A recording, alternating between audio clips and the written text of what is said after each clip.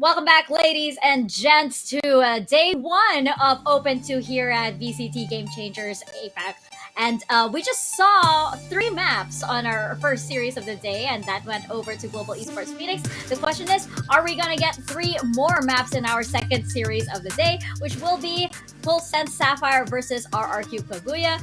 And Zach, I believe this is a Swiss stage grudge match. Swiss Days grudge match. It's been going on since 2021, since the Game Changers series. The Game Changers kind of got into existence, and it kind of peaked last year when, despite the current core of RRQ Kaguya, who used to play under the very, very well-known name of Alter Ego Celeste, even though they were able to kind of win throughout the year, that final Elite Grand Finals, they did fall finally to the hands of Sapphire when it counted the most. So I think so far over the course of this year, it's been kind of back and forth between these two teams. Like you mentioned, in that Swiss stage, I believe that it was Sapphire who came out on top. So we're having a little bit of a rematch coming in. And I think it's very likely we're going to go the entire distance between these two teams. Yeah, I would expect nothing less. I mean, like you mentioned, there is a lot of history between these two teams. And right now, as we can see, I mean, I think with how we started off with THK and GE, it's probably going to go all the way for this series as well, especially since we have Full Sense Sapphire over here, Margot, Muffin, Ginny, Polly, and Trike here. And I feel like, they're ready to really, prove to everybody that they need to come back to that international stage. Yeah, they were able to go up there last time.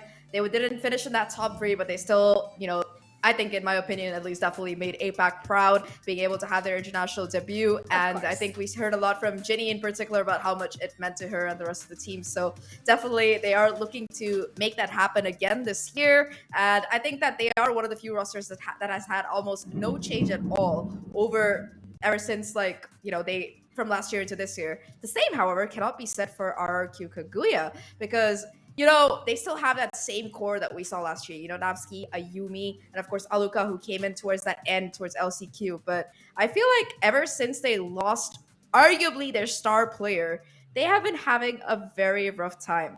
And RRQ Kaguya is the answer to the question of what is Alter Ego Celeste without Eneri. And it's been a very mixed bag of results for them. That's right. That was our big question in the previous Open, right? And it's kind of coming full circle, of course, into Open too. So it's a nice continuation of that story. But of course, I feel like for this, the big question will be how their new pieces will fit into this all-star roster, right? That's the debut that we're going to see into this series. There's a lot riding on their shoulders, especially for Capricious, who is one of the newer additions to this team. Yeah, she did play that last Open with Orangutan, had a bit of a mixed performance. Some games she was able to pop off in the finals, not really. So now you're going to be seeing her on Kaguya's lineup instead. I feel like Capricious, when you do set her up right, she's one of those players who is able to consistently pop off. But, ooh, that's an interesting map, Vito. Sorry, I got distracted. For the map veto, we do have Lotus, Split, and Fracture coming in. Lotus, of course, the map that I'm always excited to see, and it is going to be picked by RRQ. This is a map where they've had, I gotta say, almost perfect success. They did lose to Orangutan once, but that was in overtime. And apart from that, they have had a very dominating run, being able to win 13-5 against Kizura Suki, 13-6 against Big Side. It's one of their better maps for sure. Yeah, I think no surprise here on the Lotus pick, because I feel like, RRQ, they feel pretty confident on this. It's been going well for them so far. So why fix what's not broken, right? On the side of Split and Fracture, I feel like it's up in the air for both of these teams. I feel like it could go 50-50 at the moment, especially since, with regards to our earlier series, for example, we didn't exactly have a lot of information on how these teams, play these maps. But for this, both of them, have there's a lot of information on both of these maps for both of these teams. There's a lot of history, and there's stellar performances as well. So I don't know. I don't really know who this favors at this point, Zach. Ooh. Yeah, I think when it comes to Lotus, at least, I gotta say Kaguya, they've been very convincing on that particular one. But like Mm-hmm. you mentioned, the rest of the maps, who knows what they've been cooking on Split in particular. I think it was like it was a couple days ago. I think I saw the most weirdest split comp I have ever seen in my life. There was a Gecko, a Yoru, a Harbor, an Omen, and I think a Sky. So I really hope we do see some. Yeah, it was in a Challengers League too, in like I guess quarterfinals or semifinals in Oceania. So yeah, I am hoping we get to see some kind Crazy. of yeah, new crazy strats coming up from both of these teams. But either way, this is a grudge match that has been happening time after time, almost every single grand final last year. It's kind of been the case here. But we're going to be starting with map number 1, Lotus. Let's take a look at what these teams have in store for us. I am really, really hoping for that Gecko pick, especially since we did see Little Bro have his Analyst Test debut, like, I think 30 minutes ago. That is right. He'd be very, very excited about that. And I feel like, with regards to like strange compositions, today is like, it seems like the day to bring that out. I hear on the other side, we have Team SMG bringing out 5 controllers on map. But it seems like here, these two teams want to reel it back a bit. Nothing too adventurous here, but definitely something that's very, very explosive. I'm looking over on the side of RRQ here. They do have the Jet and the Raisin. You can definitely tell this is going to be Aluka and Ayumi right here. That duo definitely ready to take the fight to Sapphire. Yeah, like I know it says Ayumi twice. Ayumi's just that powerful, but don't worry, one of them is Aluka. I can attest for that. Apart from that, though, the double duelist coming in for Kaguya is pretty interesting, especially considering that they are starting off on defense. And Lotus in particular, it's a map that in the first 30 seconds at least, it's pretty attacker sided when it comes to ult orbs. You can really farm up those ultimates and stuff. But after that time elapses, it could genuinely swing either way. And it's gonna come down to how Kaguya can really get kind of map control after that kind of starting elapses. And I'm really excited to see that. But for that, we're gonna have to toss it to our wonderful casters for the day. Once again, Quack and Tash. Go ahead.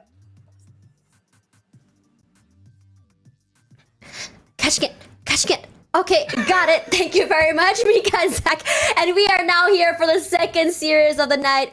And I can say that this is the most exciting one. Because honestly, I expect these two to hopefully make it to the grand finals. It's full sense Sapphire alongside our favorites RRQ Kaguya coming forward. And Quack, I know you have a lot to say about them.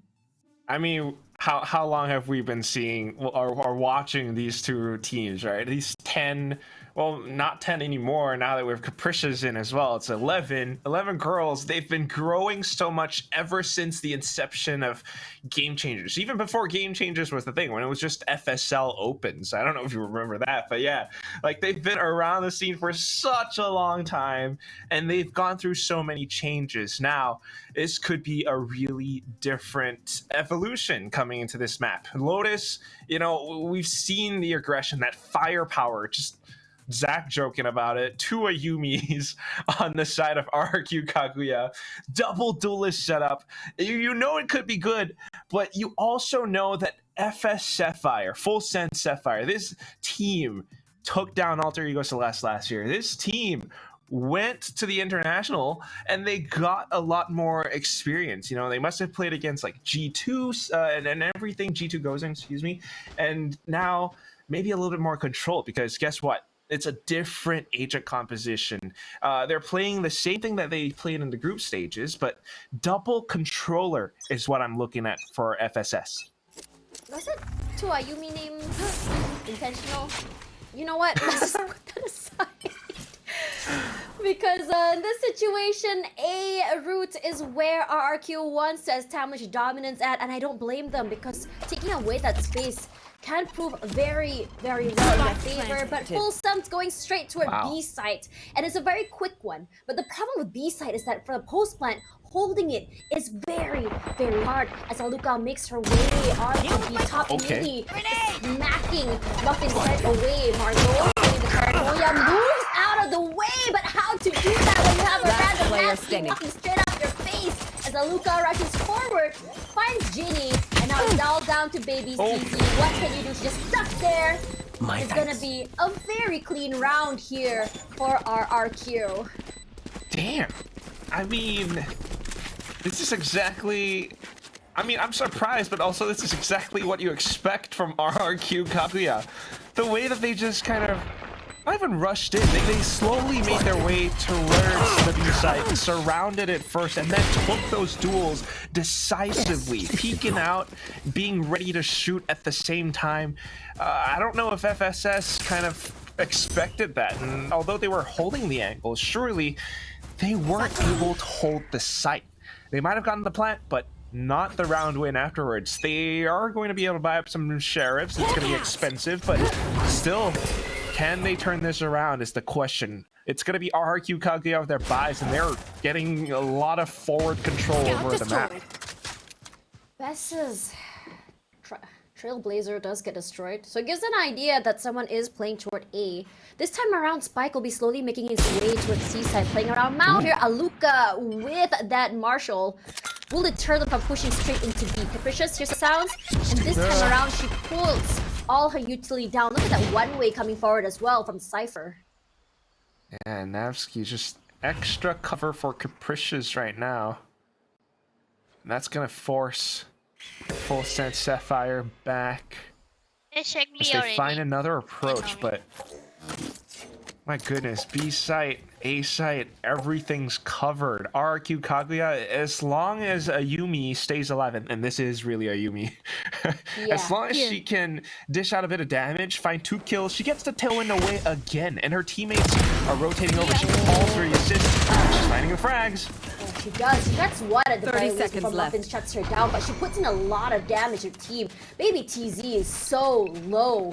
Regardless, flash out onto the site, headshot not gonna be landing, but Ginny does. Let's Takes have a best, anong reload. and they finally get onto the site itself, and they go for the plant. It's just gonna make Spike up time. planted. As Capricious rushes forward, Capricious with the Already, Spectre outside. slowly making her way onto the site itself. Nice headshot from Bonnie. enemy Just remaining. fair play. No! Ginny lands 3 already with just One enemy the Sheriff. Tapi Napsky trying to make it work. 11 HP left, but Ginny did not even move. Bringing 4 with just a Sheriff. With just a sheriff Now we're on dash, the that right is path. crazy. Let's keep going. So much space being taken away just because Ayumi was pulled back down from the top of that rubble. And then FSS continued to push into the site. They held those angles, they found those shots, and RRQ, despite trying to go into the retake, they got read like a book. I'm gonna be honest. Those angles being held so well and finding every single one of those, trading for her team, Ginny does it all. And because of that, she has her Seekers now. She has the buys, and this completely ruptures RRQ's economy. But RRQ, they've done some massive plays, just like Ginny with the Sheriffs. But this time around, it's gonna be a more aggressive stance coming forward. Ayumi not play aggressive on A, but instead play with her teammates instead. A one-way as well as this smoke will at least deny some space. But the Trailblazer does tag onto Napsky. She has to move out of her way. She's not deterred at all. A flash as well, and she's pushed straight out of the site. Her teammates will be rotating forward. Gets a top out, at least for Napsky. Plant comes through. But the question now is whether or not they'll become able to come onto the site. Flash will swing out, but Muffin gets 2 with the Vandal. Last One player more. standing. Clean round from FSS. Flawless, in fact. And RRQ this time around will be able to go for the buys. Just completely turns things around. I mean, Muffin holding it, Paulie holding it as well. Double kills on both sides. Sustaining minimal damage. I mean, not even minimal. They don't really lose all that much. Maybe just shield, but they get to buy that back up instantly. And everyone gets to carry their rifle forward into the next round. RRQ have to catch up to this, because if they don't, it's going to be really detrimental and hard to come back from. This is now momentum starting to build up for Full Sense Sapphire. We might have attack pause at our hands, and it happens again, but again, keep in mind what's happening in the game. You've got a Yumi close to a showstopper, and she could use that. There are a lot of orbs all across this entire map that she can pick up. But you also have Ginny with her Seekers, and off of that, she's able to initiate and become that catalyst to break open sites for her team. In this situation, for RRQ Kaguya, perhaps finding a different way to initiate. I love when they play aggressive, and I think they can get a lot of value out of that. perhaps a pick out of B, one pick, and then just moving away, just with a lot of numbers. Or push out from Mound just to deny space, and then maybe a flank from the teammates to just pincer them on Bane. There's so many different ways to approach this map, which makes this map so fun to play and to watch and cast, honestly. Here. I can tell you really like this tag. I do. I really do love the map. But at the same time, I mean, we have to think about these compositions. There are a lot of different approaches, but you are somewhat limited to the toolkit that you have. And with this double duelist setup, maybe a bit of a blind from Bess on towards the C site. It's just extra information for RRQ at the moment. A lot of defensive control towards the A site from RRQ with an Omen and a Cypher blocking it.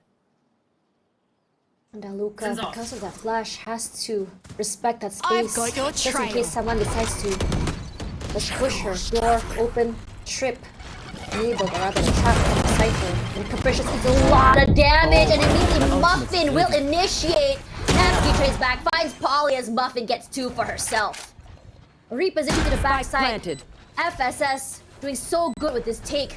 Just completely catching RRQ off guard. They hear the footsteps. They know there's someone pushing in from drop. As Aluka clears out boxes first. Bess will be traded out by Margot. And here comes the party. He throws it out. Unfortunately, does not get a pick. Despite letting it. My ult's ready. Ayumi for 2. Can she go for one more? 1 versus 1. Winnie has been really good. And she tries to go for the half. She's off. Making sure to get the timing right. With only 5 bullets left, she goes for a second tap here. Catches her. Nearly takes it down. This Switches is nothing. to the classic. Looking the other way. And she gets it. The timing. Not on Ginny's side. And FSS take it back. Kind of looked like Jenny almost had it, but still, just sticking it all the way through. Sometimes you just have to close your eyes and hope for the best, and sometimes the best really does happen for you. Oh, such an explosive take from Full Send Sapphire, but when it came down to the retake, it's just a lot of trades coming in for RQ Kaguya, but at the same time, in that final moment, getting a little bit of a tag, going in to stick it through, they managed to tie things up 2-2. The buys are still not the best, though, so unless a Yumi can make something with her Blade Storm, this round could go haywire. And both teams definitely don't want that. This time around, again, they like to go towards C first. They try their luck and then move away. And this time around, RRQ playing the more proactive role. They want to challenge them for this space. They want to take it away. But whether or not RRQ will be able to win this duel is the question. And they are going to be going for that. They're going to be denying it from FSS. And they move out of the way. But they are going to be happy if they get one kill shell out. And they managed to go into the B side as well. A lot of presence being known on the other side means the other side is open. Showstopper gets 1. And that's going to be even more wins for FSS. How does RQ retake this? They can't really isolate the duels given how far back they're playing. Yeah, but Ayumi with that opening pick gives them a lot of space. Gonna be answered back by Muffin. She picks up Bess. Luca plays close, waiting for the Cloudburst to go away. Nice pick onto Baby TZ as Muffin. And look at all these trades can be through, but still 1 versus 3. Ayumi's all alone. That Roomba will eventually spot her out. Up to her how she's gonna be playing it. It's gonna be hard, as Margot will come in from the other side. And again, it's just that fiery, explosive energy from Full Send Sapphire. You start things with, you know, a bit of a careful push and pull, but then just deciding to go straight into the B site, recognizing that, hey, if they're pushing out of C, that means that some other side is going to be less fortified, and it's probably going to be. And they managed to make it clear. They push further in as well. That just gives them so much more space to play with that the retake was not meant to be. So now 2-3. It's a lot of momentum for Full Send Sapphire Tash. Look at how much money they have versus what RQ has. It's just so rough for RRQ Kaguya. Because Full Sense is okay with taking their time getting onto the site. So because there's 3 sites, it's really hard for them to really figure out where exactly are we going to go for that hold. Rotation-wise has been hard as well because of how aggressively Full Sense has been pushing out to take up that space. So sometimes in the mid-rotations, they get caught out as well. This technical pause might be a little bit of the cooldown both teams need, but for RRQ Kaguya, this double duelist comp, I would really love them to utilize this by going for a more aggressive stance. They had an idea for that in the previous round, but they didn't go through because of how quickly Full Sense was able to pivot onto B side. Exactly, it's that pivoting that gives Full Sense Sapphire their strength. And that's one of the things about this map, just because there's so much space. I mean, it's not exactly huge, but because there are 3 sites, there's so much that FSS can do. RRQ Kaguya, while the aggressive fights are something that we expect from them, and incredibly sharp aim as well, even though, some of them are guardians at times, they need to be careful with how they want to approach this. Repeatedly pushing out is something that doesn't always work out great for them, and if this carries on, I'm kind of expecting a timeout from their coach, RRQ Ducky, to kind of correct their path somewhat, because they need to find a different approach to how they defend. They are, starting out on the defensive side after all. On top of that, Capricious playing today, I mean, this is still quite a new time for her playing the team. She hasn't been long with the team, and previously she was the main duelist for Orangutan X. So I'm wondering how this change of role affects her in terms of her performance and how exactly she approaches the game. But I mean, coming forward, we have seen teams that just employ straight up duelists and put them into different roles. I mean, Monyet was one of them in VCT Pacific. But in this situation, given the amount of time she's had with the team, I'm wondering how it's like in terms of chemistry. Regardless, I think Ayumi, as well as the Rays, have been doing a good job in getting those early frags. It's just the fact that they're not able to quickly. I think if they manage to stop Full Sense Sapphire from taking over a site and preparing for that post plant, I think that would be the recipe that would set them up for success. Really could be. And that just comes down to how RRQ plays it. I mean, so far we've been seeing this setup of Ayumi and not Ayumi, but Alika kind of rotating back and forth between C and B. And you always have Capricious and Napsky just holding up or anchoring down on the A site, right, Tash? Sometimes they're able to go in with a slightly more aggressive push, maybe, and having Ayumi take control over Rubble is something that gives them a bit more space. But that doesn't happen every round, and especially not in rounds where they don't have that firepower, where they can't afford this entire arsenal of Vandals or Phantoms. So that's kind of what they have to work with right now. Maybe a couple of ultimates, but I don't know if you want to commit them to this round specifically. So, just got to be a little bit more careful. Meanwhile, FSS are having the time of their lives, finding ways to just proactively come back into rounds. Yeah.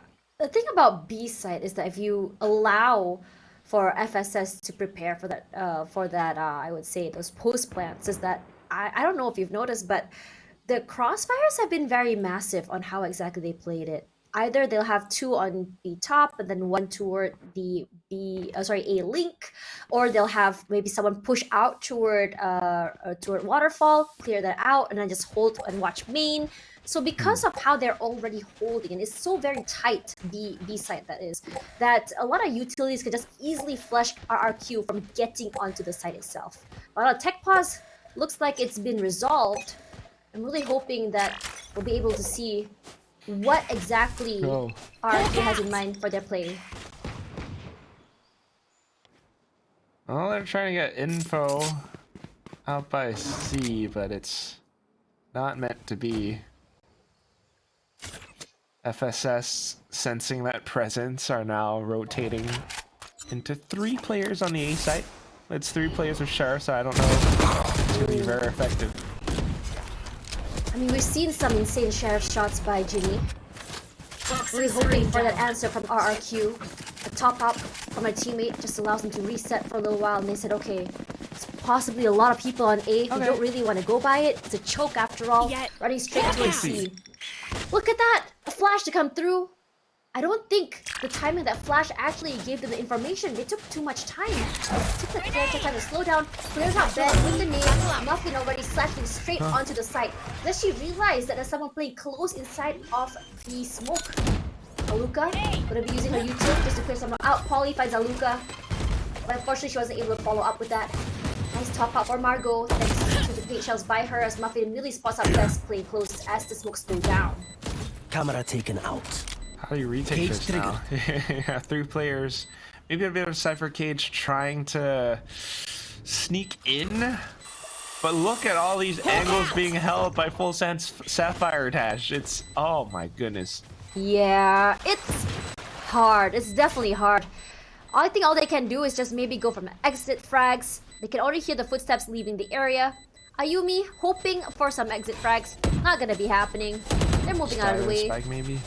Yeah, they're not gonna be gating anything. And all they can do is just go down the spike. Goodbye, cruel world. I was a bit scared for Ginny. It's a little bit too close. I have seen situations where players perhaps overestimated where they stand. You don't want it to happen. But in this situation for Sapphire, there's the timeout that RRQ Kaguya needed. That's what I'm talking about. That's why I like RRQ Kaguya, because their coach's name is Ducky. Because you like ducks. Yeah, maybe. Okay, but yeah, I mean, I wanted to ask you, what are you expecting from RRQ Kaguya's comp? The double duelist, how aggressively can they go on defense? Or are they planning to go all in on attack round?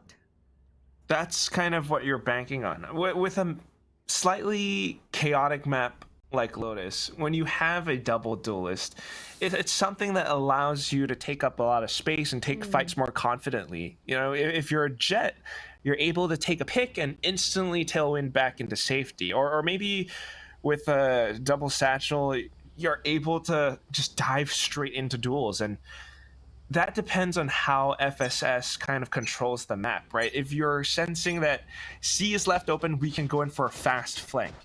But sometimes this doesn't quite happen, especially when FSS are reading you. So the coach has to be the one to course correct RRQ Kaguya and hopefully turn things around. If we're looking at the scoreboard so far, though, Muffin has been doing such an incredible job. The rest of the team as well, and they are pretty darn close to 2 more ultimates on their side. You hear the door opening. Perhaps to bait. Perhaps to displace FSS, but they are deterred. Still a D hit one more time. Wow. Holy wow! Was he able to do that? The drive-by comes through as Muffin pushes out to Aluka. They know exactly how to play this and exactly where to clear out. Polly playing close. She hears everyone in the middle of the rotation get splashed out. She already knows where to look at. Napsky goes down, but Bess at least gets a trade out at the very least. She finds one. Can she go for 2 is the question. The Nanoswarm will displace her, moving her out of the way. And here comes the lockdown coming through. Capricious does get chipped out as she pushes up toward the upper. Perhaps taking more space might be the answer. But no one caught in that lockdown. But FSS, hard for them to really hold on when the Seekers come through. But Muffin still gets one before the Seekers hit her. Capricious tries to go for that 1v1 against Baby TZ, playing with smokes. Game of smokes and mirrors, but Baby TZ comes out alive. That brings us to a 5-2. Oh my gosh. Full Sense Sapphire. This was not their map pick. They were just kind of chilling with this and kind of banking on like a little bit more. But the way that they're reacting to all of these plays, the way that they read the situation and go for decisive hits onto sites, setting up those post-plant scenarios as well. RRQ Kaguya cannot go for a defuse no matter what. And it's so painful to watch because now, again, it's another round where they're back on Sheriffs. But look at how aggressively they played here on B main, and that's exactly what I wanted to see from these 2 duelists. But for FSS, straight onto C, full control of the site. even sending the Trailblazer up toward the backside. Muffin, she has full control of the backside, but because her position has been compromised, the best way for her to be is closer to her teammates. Ginny spots one out, chips away Aluka's help, and the Trailblazer comes through. She destroys it before it actually bites her. Still waiting for the right time. The Roomba as well displaces her and goes for the sprays. Ayumi, even though she's able to find Muffin, but Ginny can go for 2. Can she go for 3? Not quite. Nice try, mate. Best comes back, and RRQ finally able to take it back, put the round back in their pocket. Thrifty. It's all around with Thrifty. What? Today's all Thrifty Day. It's happening in the previous match. It's happening now. Sometimes it's the round that you least expect, right? Yeah. Just because they peeked out of B pillar at the right time and Full Sense Sapphire not expecting it. 2 players instantly gone gives RRQ Kaguya that free weaponry to come in with a retake, and they managed to turn things around completely. So now we're back to a 3 and 5, but look at the ultimates that we've got going on here. Full Sense Sapphire hasn't called a timeout either, so keep that in mind because they still have so much left in the bank. With There. 4 ultimates stacked, 3 will be for RQ if Ayumi is able to either get the orb or a pick. Ayumi still holding this very nasty angle, has to move out of the way. She's respected the Trailblazer. But immediately, she unfortunately whiffs. I've Gonna got go your up, trail. gets tagged, but does not lose her life. Here comes the Seekers as well. That's 2 ultimates expended already. Aluka making sure to play his corners first, finds Muffin. She understands that Muffin has always been pushing up. And here comes the Viper's Pit to really seal it off. But Baby TZ playing the door, finds Napsky, catches her off guard. One more to worry about, make it 2. Wow. Best taken down. Baby TZ has not lost her touch at all. Oh, Aluka also answers back with her own showstopper. Finds Margot, unfortunately, not the agent she wants to take out. One enemy remaining. Ginny from inside finds Ayumi as well. As Aluka. One She enemy answers back. remaining. Maybe TZ goes down. Maybe she can go for the ace, but it's gonna be Polly with a spam from the smoke. Everyone was banking for Polly to be inside of the pit, but Polly says, nah, I'm okay with letting go. Yeah. Sometimes you just gotta let go of your problems and everything gets better. I mean, that's how you want to play this as well, right? Elka tries to enemy fight. remaining. It's so explosive, and she takes down so many players despite her vision being obscured. That is pure skill. But the situation did not favor her, given the fact that the spike was planted for Mound, and that's just exactly how Polly plays it. So 3-6, and again, the onus is on RRQ to actually come back into this.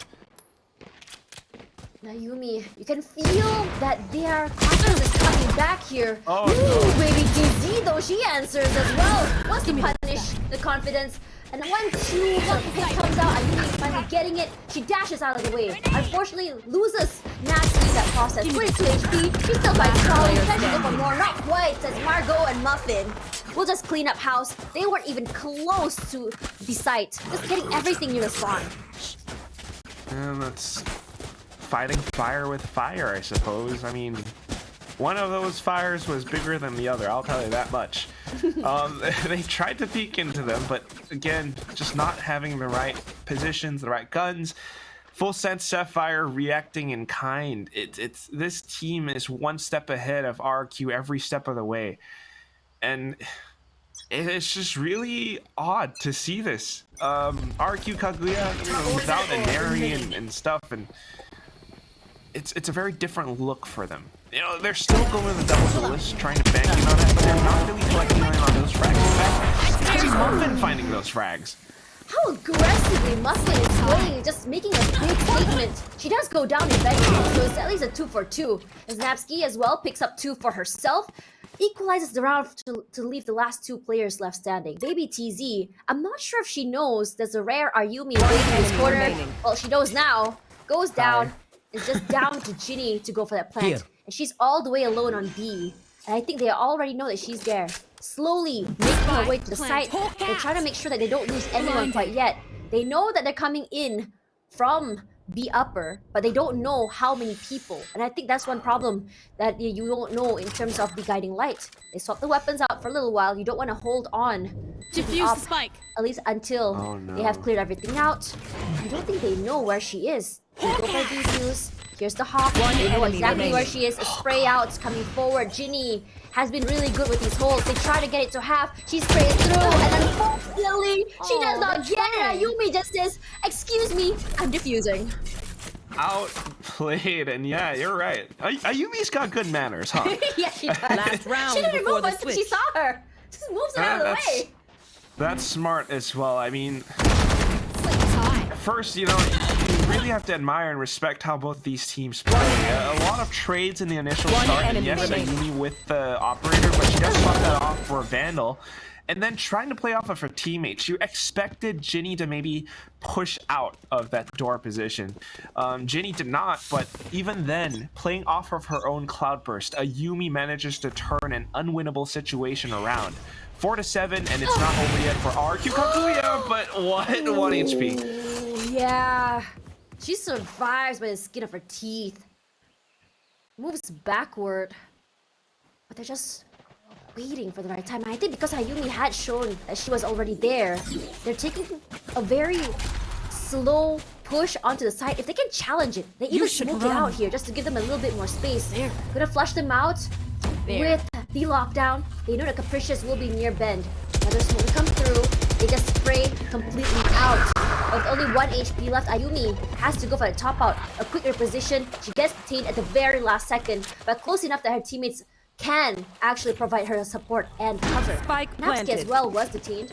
Now slowly they'll make their way into the site. I'm not really a big fan of coming in from top side here because it's such a big choke. Seekers at least will displace them at the very least. Ayumi knows exactly she is and she's playing with the judge. So nasty. Polly answers, finds best as Margot, Ayumi, vulnerable. Dash up to the side, goes down, crossfire, very good one by FSS. I've got Ginny your trying to go trail. for a top Last of a heal. player standing. Another Satchel out. Seeker already out. Ginny has been farming. Those kills, Ouch. those picks. Aluka good for 1. Can she go for 2? They know exactly she is. If she goes for Things in my 2, sleep. can she go One for more? player standing. HP. Yes, she does. And a 4. No, not more than that. Polly saves it. And that will be the end of 4-8 half Switching in favor of sides. FSS. 4-8 half on your map pick that cannot feel good, but such a good attempt from Alika still, despite all of those odds against her.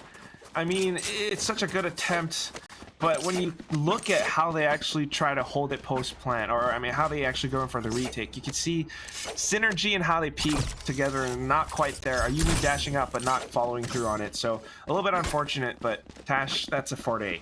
Yep, a 4-8. And I think Zach, as well as Mika, has a lot to tell us about that match because that was bombastic. Take it away, ladies. Bombastic indeed. I mean, that scoreline on the map pick of RRQ. FSS, I realize it's like, this is a tongue twist. RRQ, FSS. Okay, we're gonna get through it. But FSS, they really did their homework. I think they kind of suspected that Lotus was gonna come up and how much of a comfort pick it is for RRQ Kaguya. And they decided, okay, we're gonna fight you on your home court. Yeah, they were just steamrolling quite literally. And, it's so important when you're setting up that post plan on a map like Lotus, especially when you're hitting the B side as often as Sapphire were, to be able to take up a lot of space. And you saw them consistently being able to do that. And if you look at that scoreline, I know it says 4-8, but it could have easily been 10-2 because one of those rounds was a ninja defuse and the other came down to a 1v1 that I think towards the end, Ginny ran out of bullets. And talking about Ginny, she has been so phenomenal. I think she popped the Seekers like 4 times or 5 times over the course of that half. So she was just farming those ultorbs and kills. She has been playing so well throughout this half, and I just have to say the full sense post plans are so good. They're just like, you have a few of them that are going to play close, so it's like you can even get to the spike, sure, and then you have the insurance policy of like having a few of them playing off angles and playing off the side. So it's so complicated. You're gonna have to make sure you have to get through all of them before you can even try to get that diffuse. That's why it's so tricky. You can't let them plant the spike, otherwise it's just gonna get harder and harder for you. Yeah, but now, this is where I think Kaguya really have to step it up. They do have that double duelist comp, and if Sapphire were able to pop off with just one duelist in their arsenal and find so much value, I think that if Ayumi as well as Aluka can kind of be the powerhouse of their team that they've proven to be in the past, it might be what they need to make up for this round deficit. But hey, we have the second half heading in soon. Let's take it down with Tash and Quack.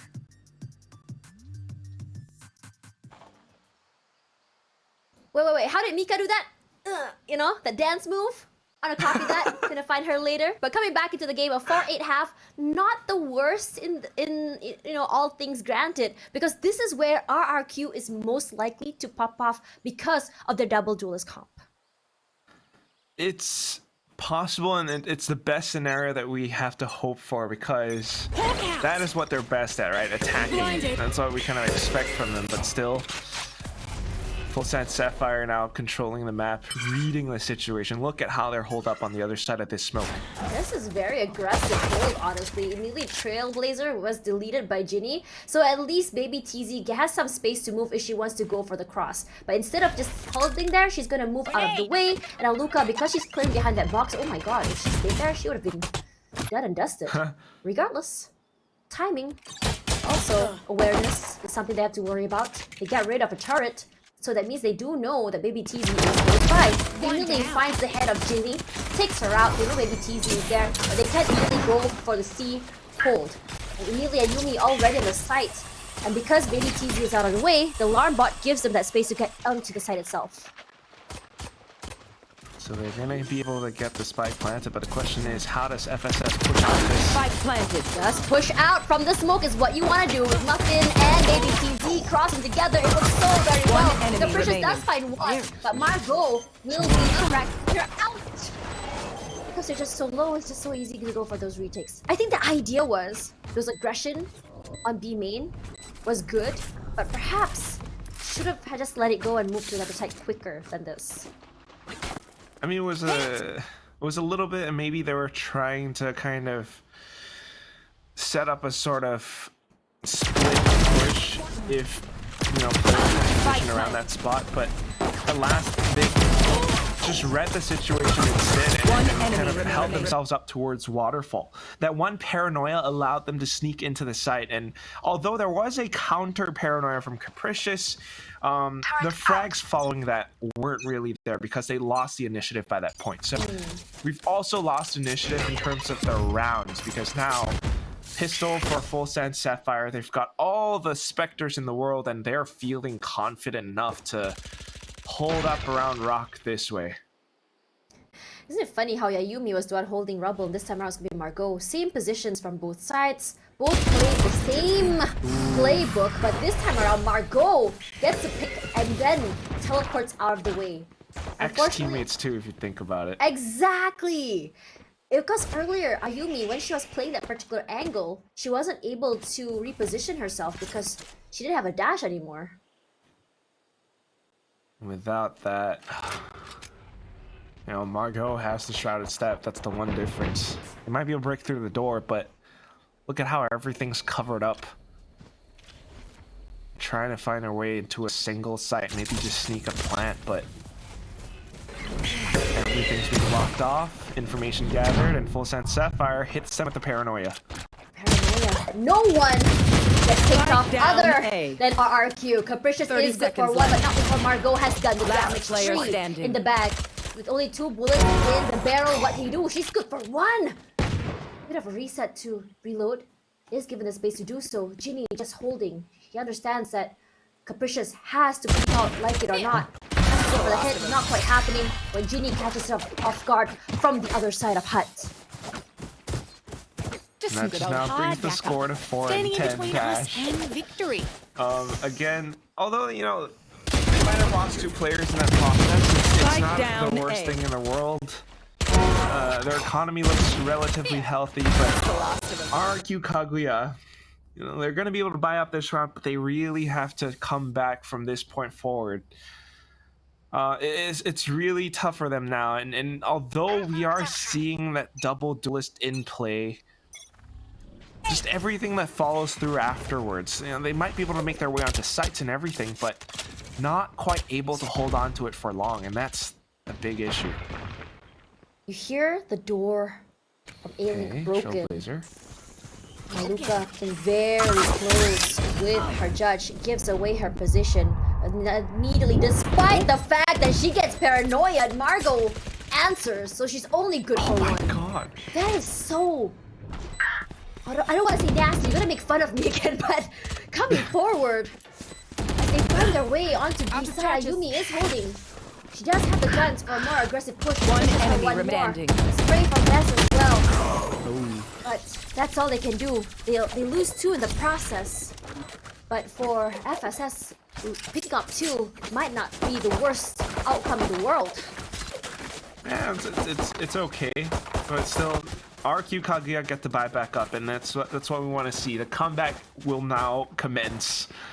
Thankfully, they did push all the way in towards B and even further up into B upper, but they managed to turn around at the right time to spot out some of the players from the flank. Polly trying to go in further, kind of got snuffed out by some of these players from RRQ Kaguya. So if they can continue on with this momentum and find spike plants but hold it post plant as well, they'll be able to have a different impact on the map overall. 5 to 10, and it's a tall hill to climb, but still not over yet. RRQ has been really trying to farm as many orbs as they can. I could already have Capricious on the ultimate best with the Seekers as well. If anything, Capricious perhaps can bring the spike to another site after they go for the commit or bait out as many utils as possible. Argo, she's still holding.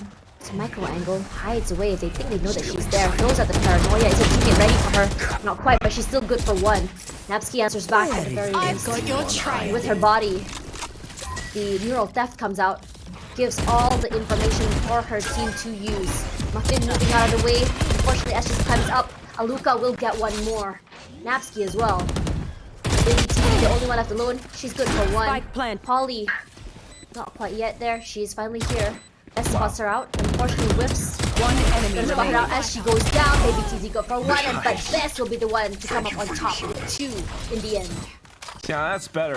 That's what I'm talking about. That's the RRQ Kaguya that we expect. Exactly. The procedures, right, Tash? Yeah, it's a lot tighter this time.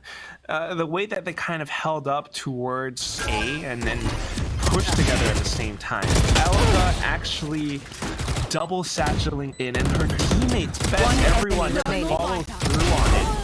They're able to collect up on so much space that someone even goes further into drop and sees Polly's head before she even drops down. So Yeah. This is what we need more of from RRQ Kaguya. That neural theft was exactly what they needed in terms of information. Really enabled them in terms of where to hold and what to expect. And we have to expect. Look at how aggressively this paranoia is. Nasty couldn't see anything, and Muffin gets 2 with the pain shells as well as the sheriff. Capricious does get her in the end, but damage done. They lose 2 for 1. In this situation with the man advantage, FSS looking to find a way to capitalize on this. They do have A on hold. Aluka, at least she's gonna try and get this orb, and it gives her her ultimate, the showstopper. If she gets the right corner, she can be lucky enough to get 2 to equalize the number of people in the team. But Still though.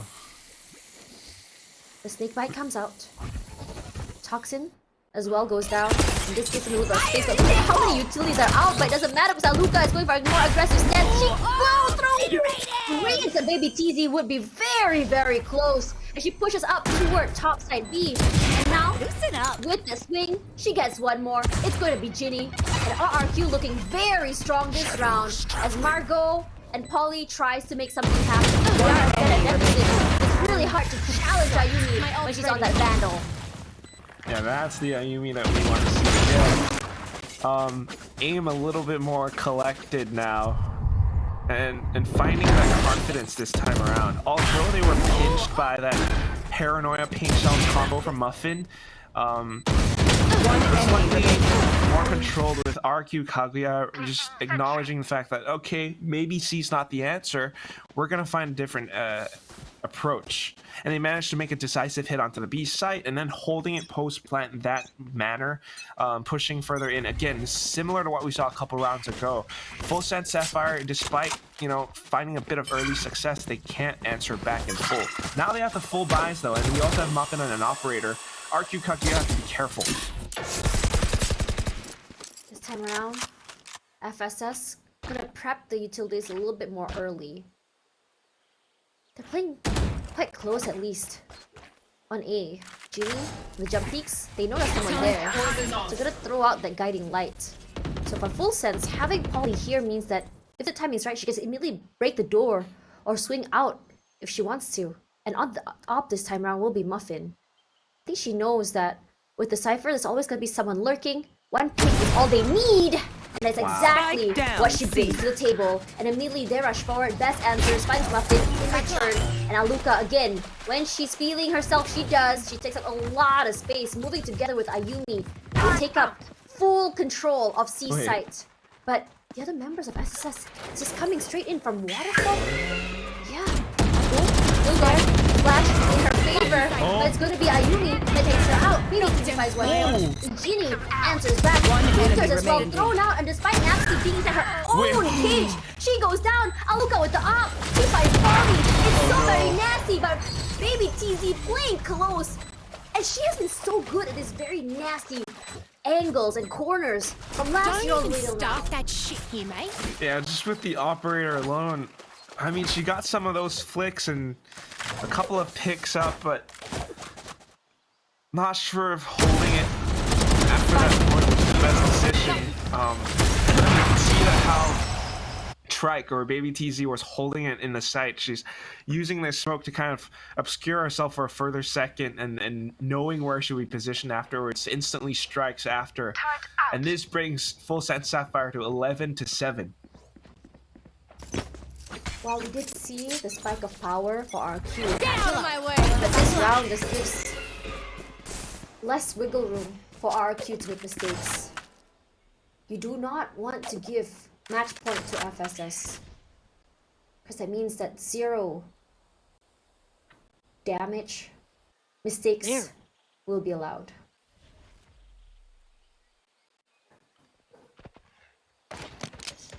Just kind of waiting, the Trailblazer going up to get a little bit of information, but it's instantly smoked off again. Margot blocking off the A site. I don't know if RQ Kaguya wants to explode into this, but they're certainly gonna try. Ayumi setting it up. They do have Got your the trail. Seekers, Ayumi with the blades and Capricious with the ultimate. Capricious really finds Margot as Ayumi goes big, finds Polly. She does eventually go down to Ginny, but it's gonna be Aluka that trades back and answers. Now it's down to Muffin and maybe TZ. An op, a Vandal, we need to clear out those nasty angles. I don't One think they enemy notice that there is remaining. one person playing close. Ayumi, that's why maybe TZ all alone. Muffin will use the satchel to move out of the way, displacing her. Try to play a little bit further away, but before she's able to use that op position herself, Ayumi takes her down. Ayumi she's one of those players. She's got that championship DNA, that mentality. Despite being smoked off, she has her blade, she calls for her team to truly initiate the fight with the Seekers. Everyone pushes in together, some going through tree and the door, and she finds Polly. Along with that, she picks up the Vandal and goes even further. And knowing that, Muffin might be running away with the operator, she challenges her. She wants to take that away from her hands. And then throws down that gauntlet. You might have rounds ahead of us, but I'm not backing down. And that's what we have now, 8-11. RQ Kaguya, you can expect them to possibly climb their way back up. Yeah, and I think it's a good time for FSS to call this timeout. I think based on trends from how they played last year in their previous teams, when they hit round 11, round 12, you start to see them choke. And I think they want to prevent that from happening. Because when you see players like Ayumi, like Aluka really warm up, you can see how much damage they can do to the team. They got more and more confident, which results in these very, very ballsy plays. Regardless, as we come into this next round, full sense with the Viper's Pit, with the Showstopper, they might be able to really seal it off. Because look at what RRQ has in their arsenal. They don't have a lot.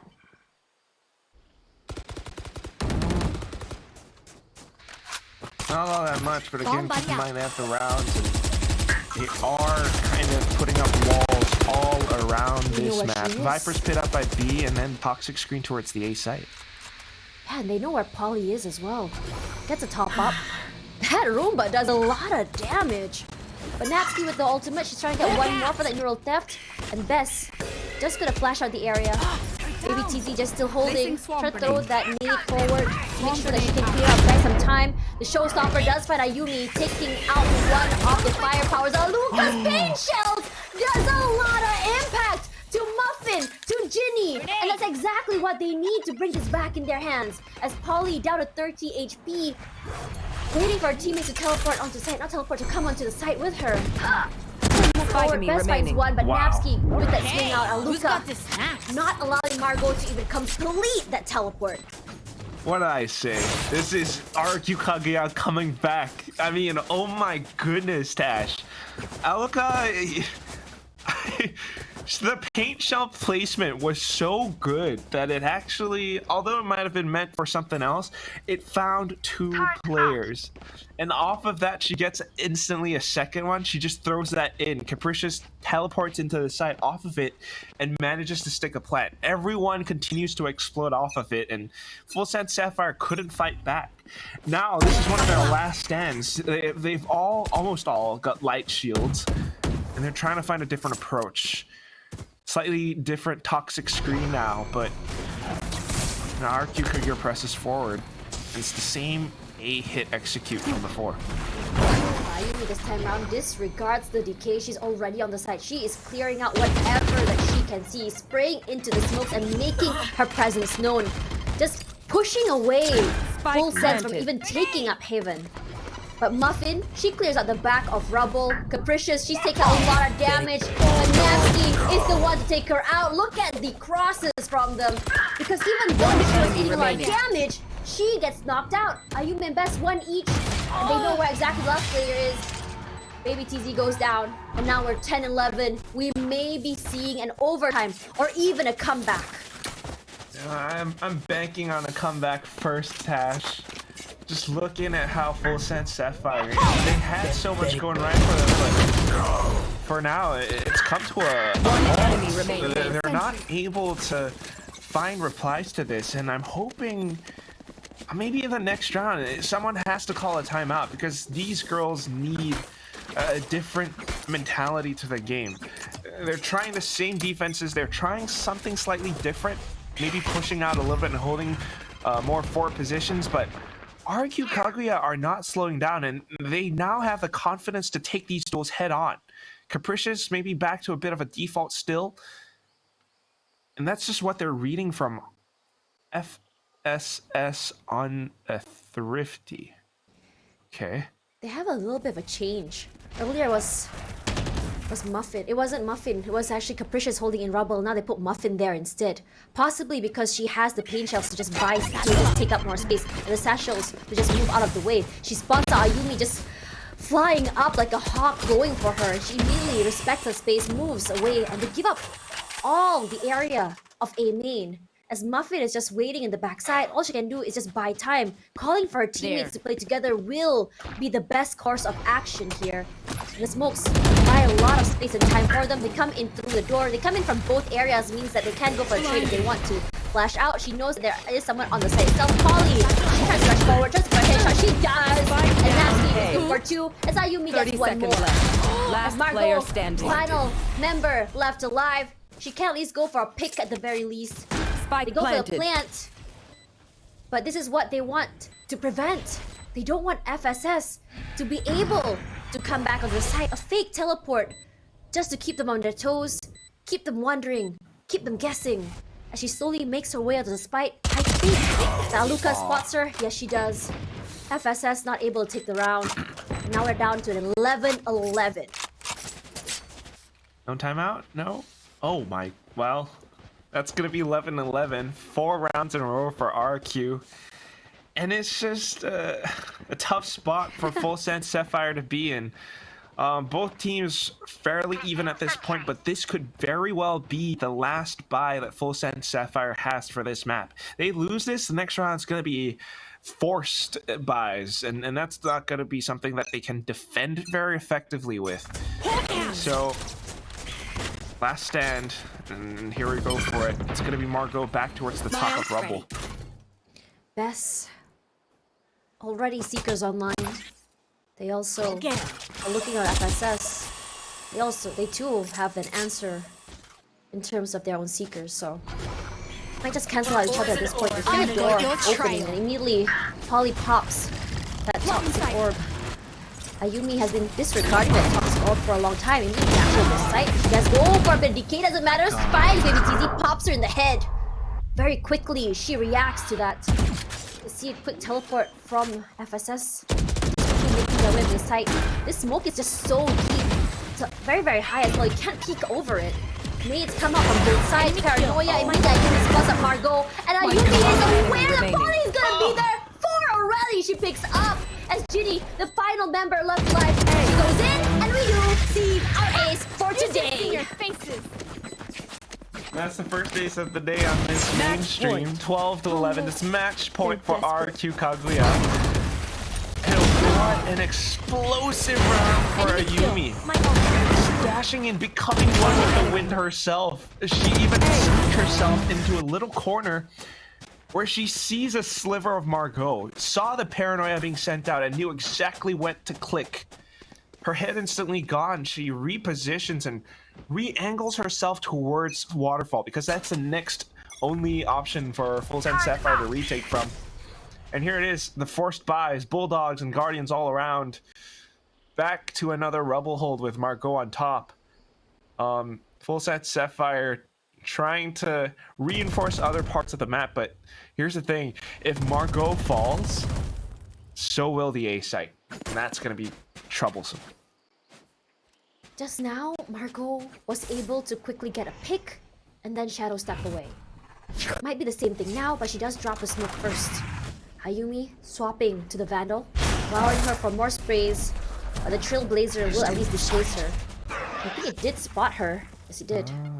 As they come forward, they clear it out with the paint shells, moving out of the way, rushing straight onto the site.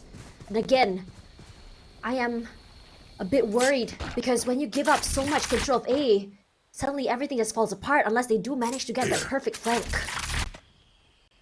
Okay. Well, Margot positions herself towards tree, but RQ has been spamming this one spot. This time around, it's just a fake. He really pushes through it. There. 30 seconds left. Oh my god, actually making a mid-round adaptation towards the B site. Onto Polly, they know she's there. She's gonna spam through the smoke, has to reload. Has all the information she needs. Ayumi already from the count burst. She whizzes with the blade and she sprays out.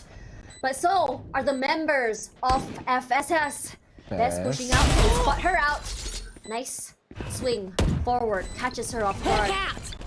The Hawk does not get the information that she wants. Smokes, she's already on to the site itself. Goes for tap, for drop the smoke as well to prevent the sprays as Genie goes forward. Very, very proactive stance. It's going for 2, can she go for 3? Capricious gets 1, finds Margot. A reposition, and now she goes behind her, hits her in the head, and Capricious saves us! We are gonna be going to an overtime! Switching sides. Well, Overtime. Capricious, you know, the shrouded step takes a little bit of time for the animation to finish, and off of that, despite going further in, Ginny manages to stick the defuse all the way through, and you could see in the player cam, she was making the call for Margot to stick on towards the spike, at least get it halfway, and that was the idea behind it. Playing around the dark cover that way, knowing where these players are positioned. This is another player with championship DNA. She is one of those with so much foresight that she kind of has an idea of where every single RQ player could be positioned. So OT1 now, and here we go. This time around, RRQ on the defense. We saw earlier that RRQ was really struggling on this half. Muffin getting the ultimate orb first.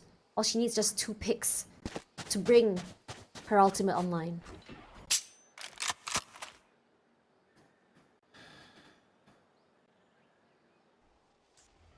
Everyone's just being careful, trying to suss out positions and information.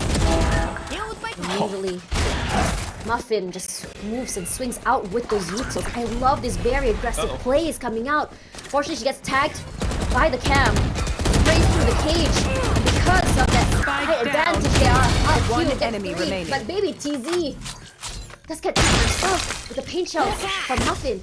Best last person left standing. She wants a miracle play to come through, but it's gonna be hard. They know exactly where she's coming from. Not a lot of time for her to go for this rotate as well. And as the shield laser comes out, clearing out most of the site, at least she knows there's a little bit of space for her to work with. But it's scary when she walks in, because there's so many possible angles she has to look for. And the positions of FSS is just so far away. The nade was popped. It was a great play to bait those out. As she pushes out toward main, they know that she's close, but it gives away her position. Toward Waterfall, she knows she's there. Trying to find those angles, but baby TZ's last moment swing gives FSS this first OT.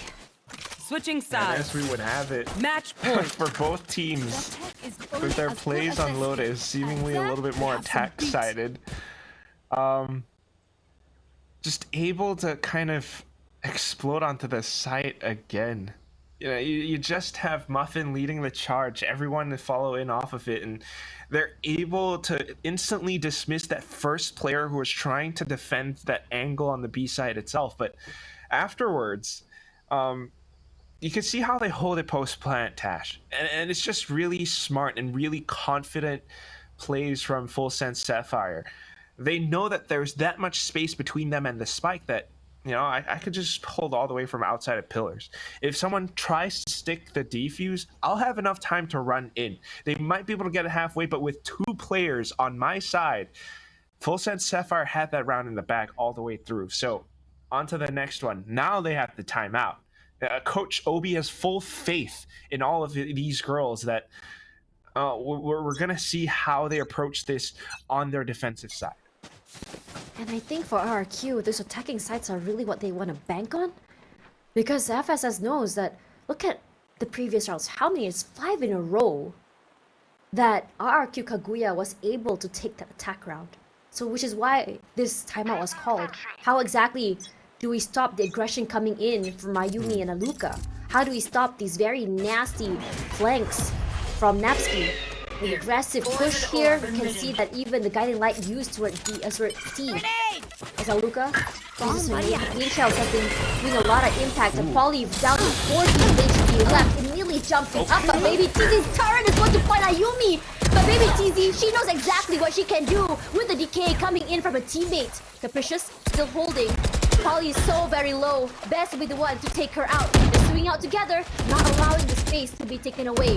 As Napski, not allowing anyone to even push out from Waterfall. You want to make sure that no one goes down. It's so hard to go for that plant. As Marco swings out, finds Napski, and Best answers back.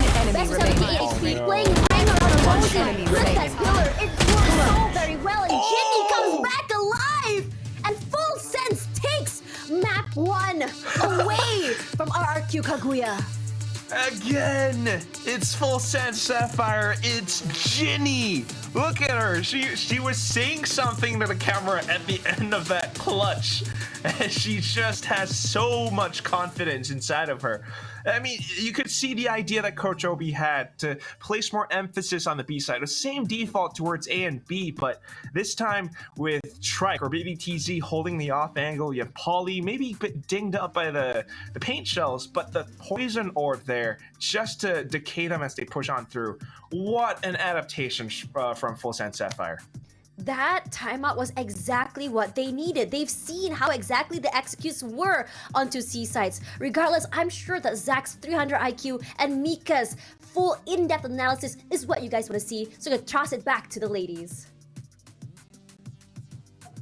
Wow. I don't think Oh, I don't think I I've was ever gonna been called say- 300 IQ before, but thank you for that, Tasha. I really appreciate it. And I was gonna say honestly, yes, Stash. Yes. I'll take it. I'll take it. I need It's every all bit of good, IQ yeah. I can get. Some days I feel hyper smart, and some days I just feel like I have two brain cells kind of clicking together and they make a I thought. know. But I anyway, know. that map, I definitely feel like my two brain cells are working overtime because it was so back and forth, Mika. Like that dominating first So half we saw coming out of both ends. And yeah, literally explosiveness coming out of Aluka. And of course, Ayumi in that second half being able to take the lead for the first time in that series at 12-11, and that clutch from Ginny. My god, it's gonna be haunting, I gotta say, Kaguya for at least the rest of the day, if not more than that. Definitely, but it was so close, right? You know, those last few rounds, I could back saying, "Oh no, oh no," and he thought he was gonna go to overtime again, right? You kind of felt that like we're going into another overtime because it was just like you. At some point, you didn't even know where this was going to swing, and it was just down to raw mechanics from these 10 amazing players. We do know that these two teams are definitely like, you know, among the top here in APAC, and you know it definitely shows with like this. I do have to say, oh my gosh, it'd be so difficult, especially when you know we're going into another map. I think we're going into another map that is exactly like this. I don't think both of these teams are going to, you know, throw away everything. We're gonna get a series that is just so close.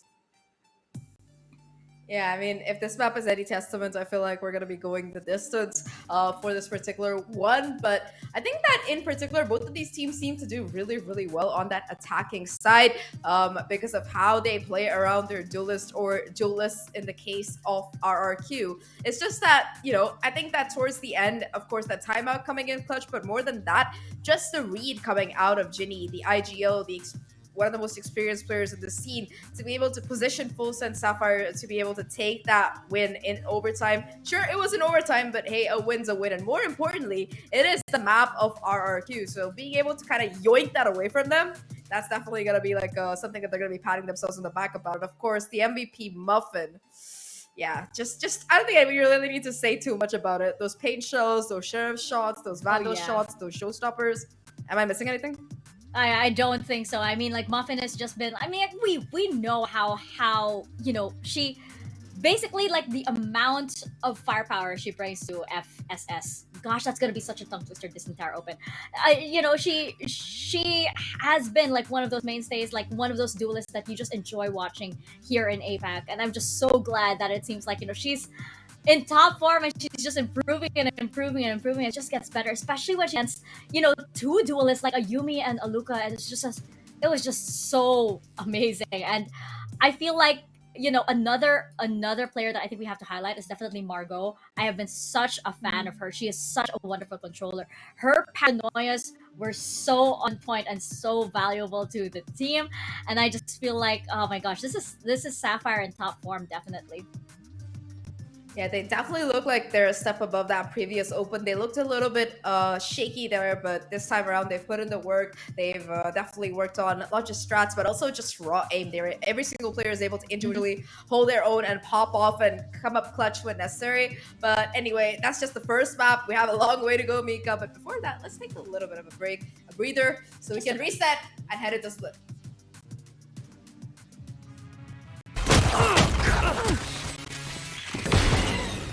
Already, right side. One enemy remaining. One enemy remaining. แต่พี่มันเจ็บร้อยนิด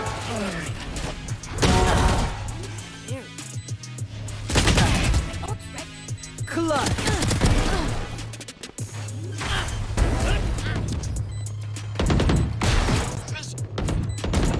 One enemy remaining. One enemy remaining.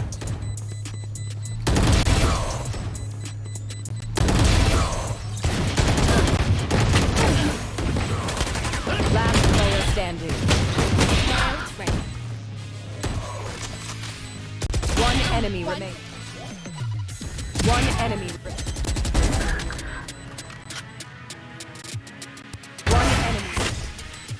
One enemy remaining.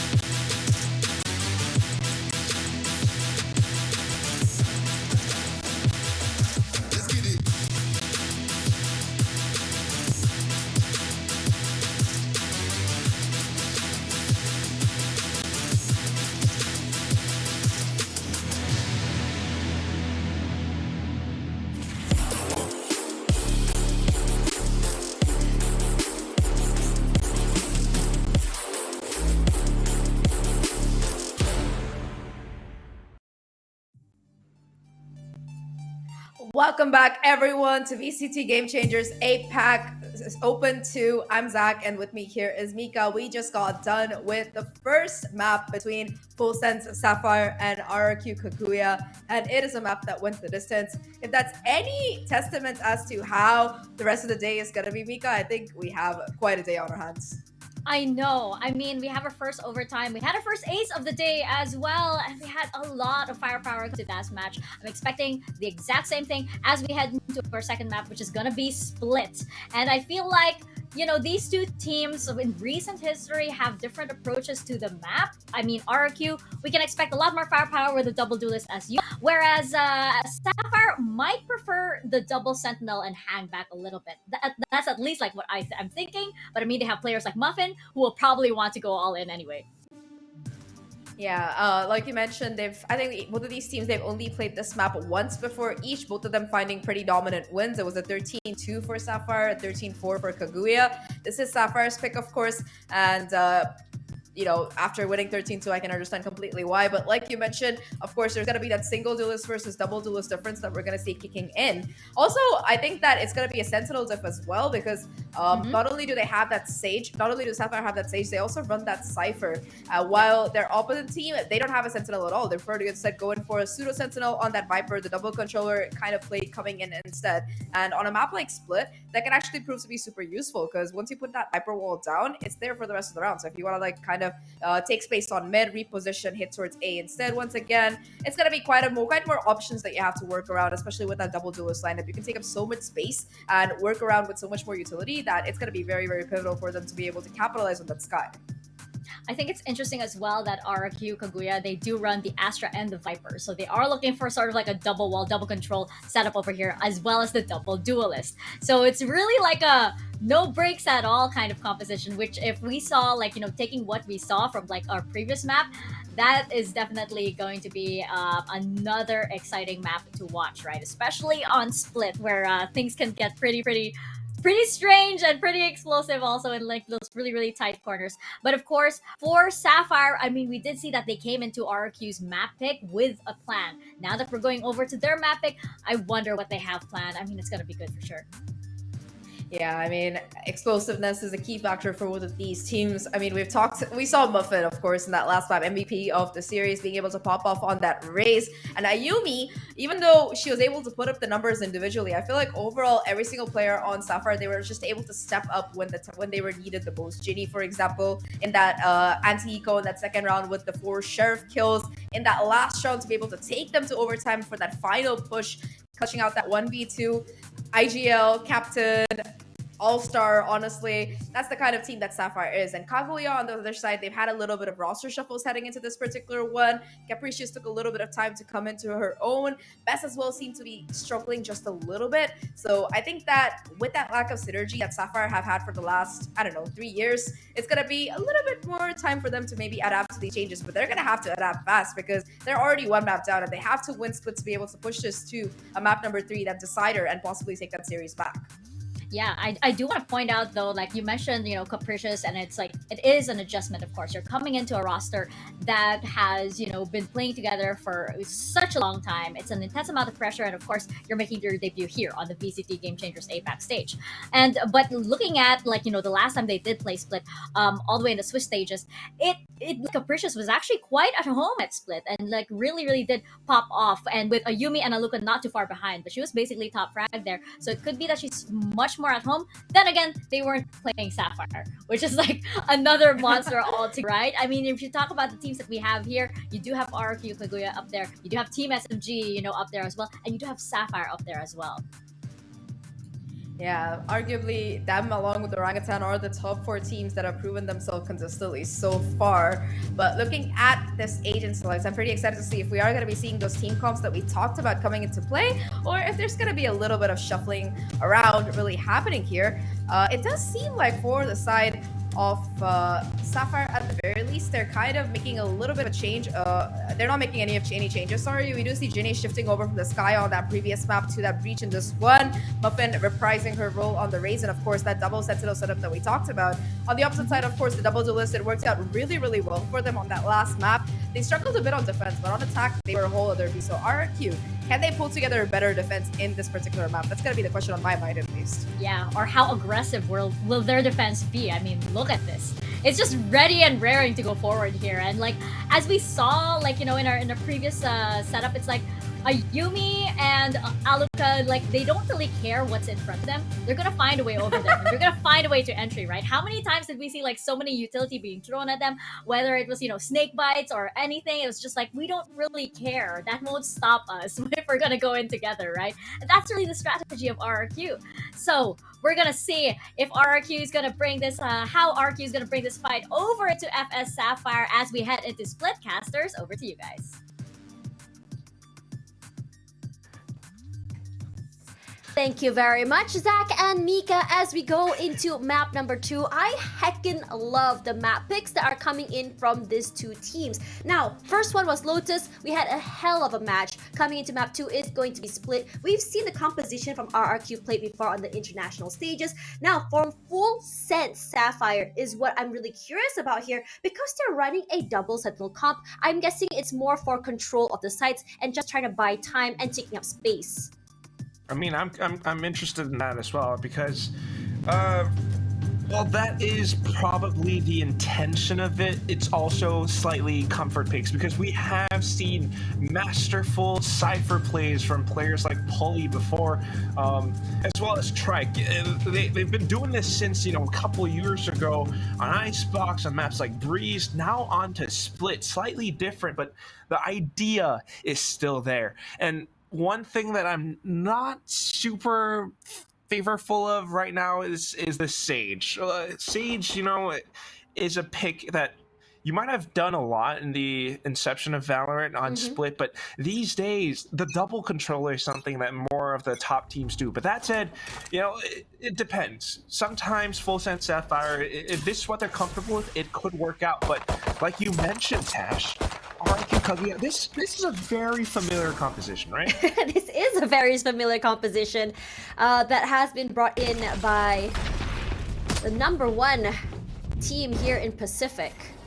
But this is also RRQ Kaguya. I think this particular composition was picked up by them because it suits the way they play. And speaking of that, those aggressive picks coming in from both sides. Nice trade from each other from both teams. Aluka, hearing that someone pushing into a nail, throws out that knee, takes a really swing out, and beautifully done actually.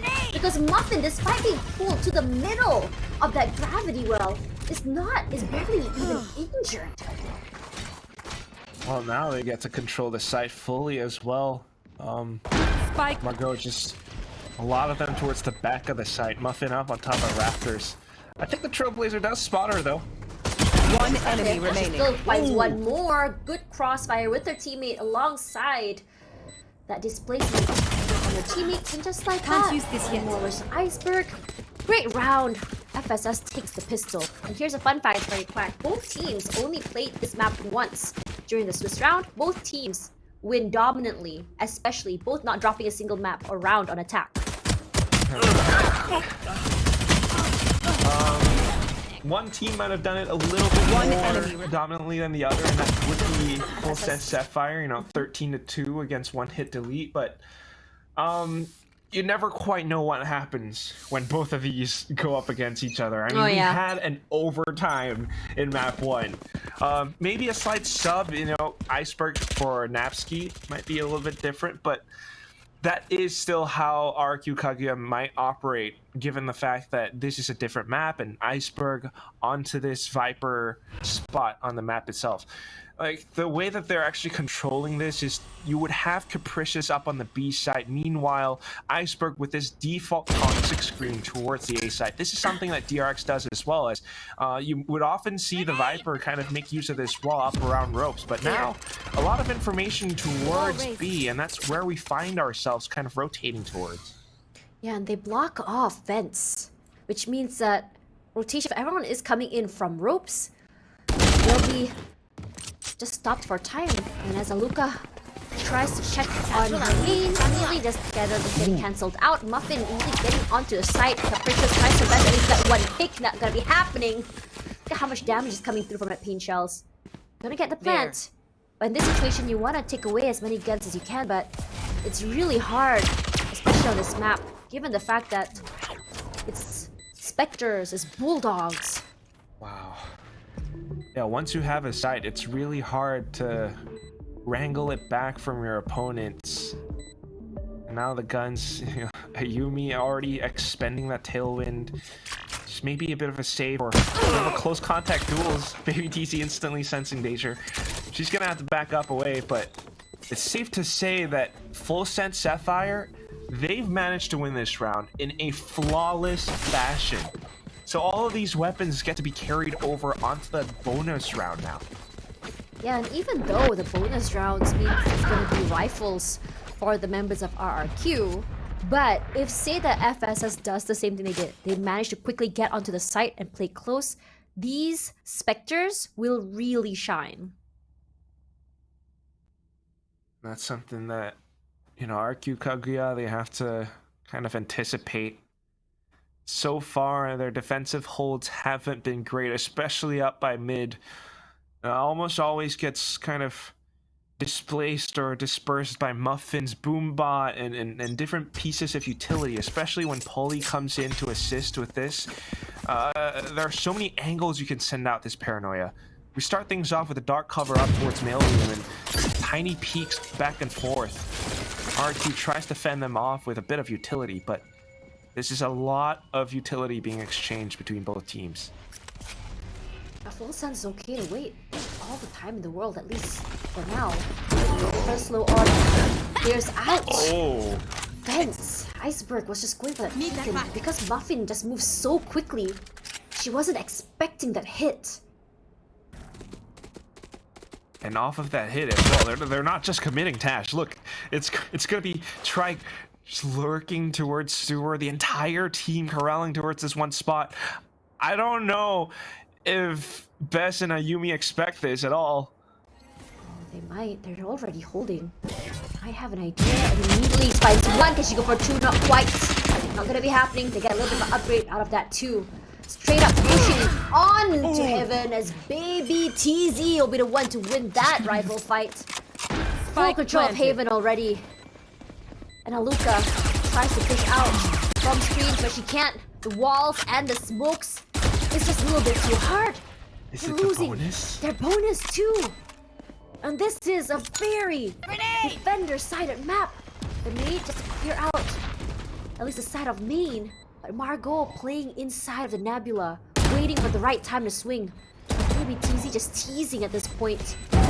She's not able to push out. Capricious spotting one out. The Ginny. She has no clue how many more on the set with her. She gets 2. Wow. Can she go for 3 is the question. We've seen Capricious play find some miracle play, but not gonna happen. One enemy Polly remaining. finds her, and Aluka at least gets 1 single gun and a single kill as consolation prize.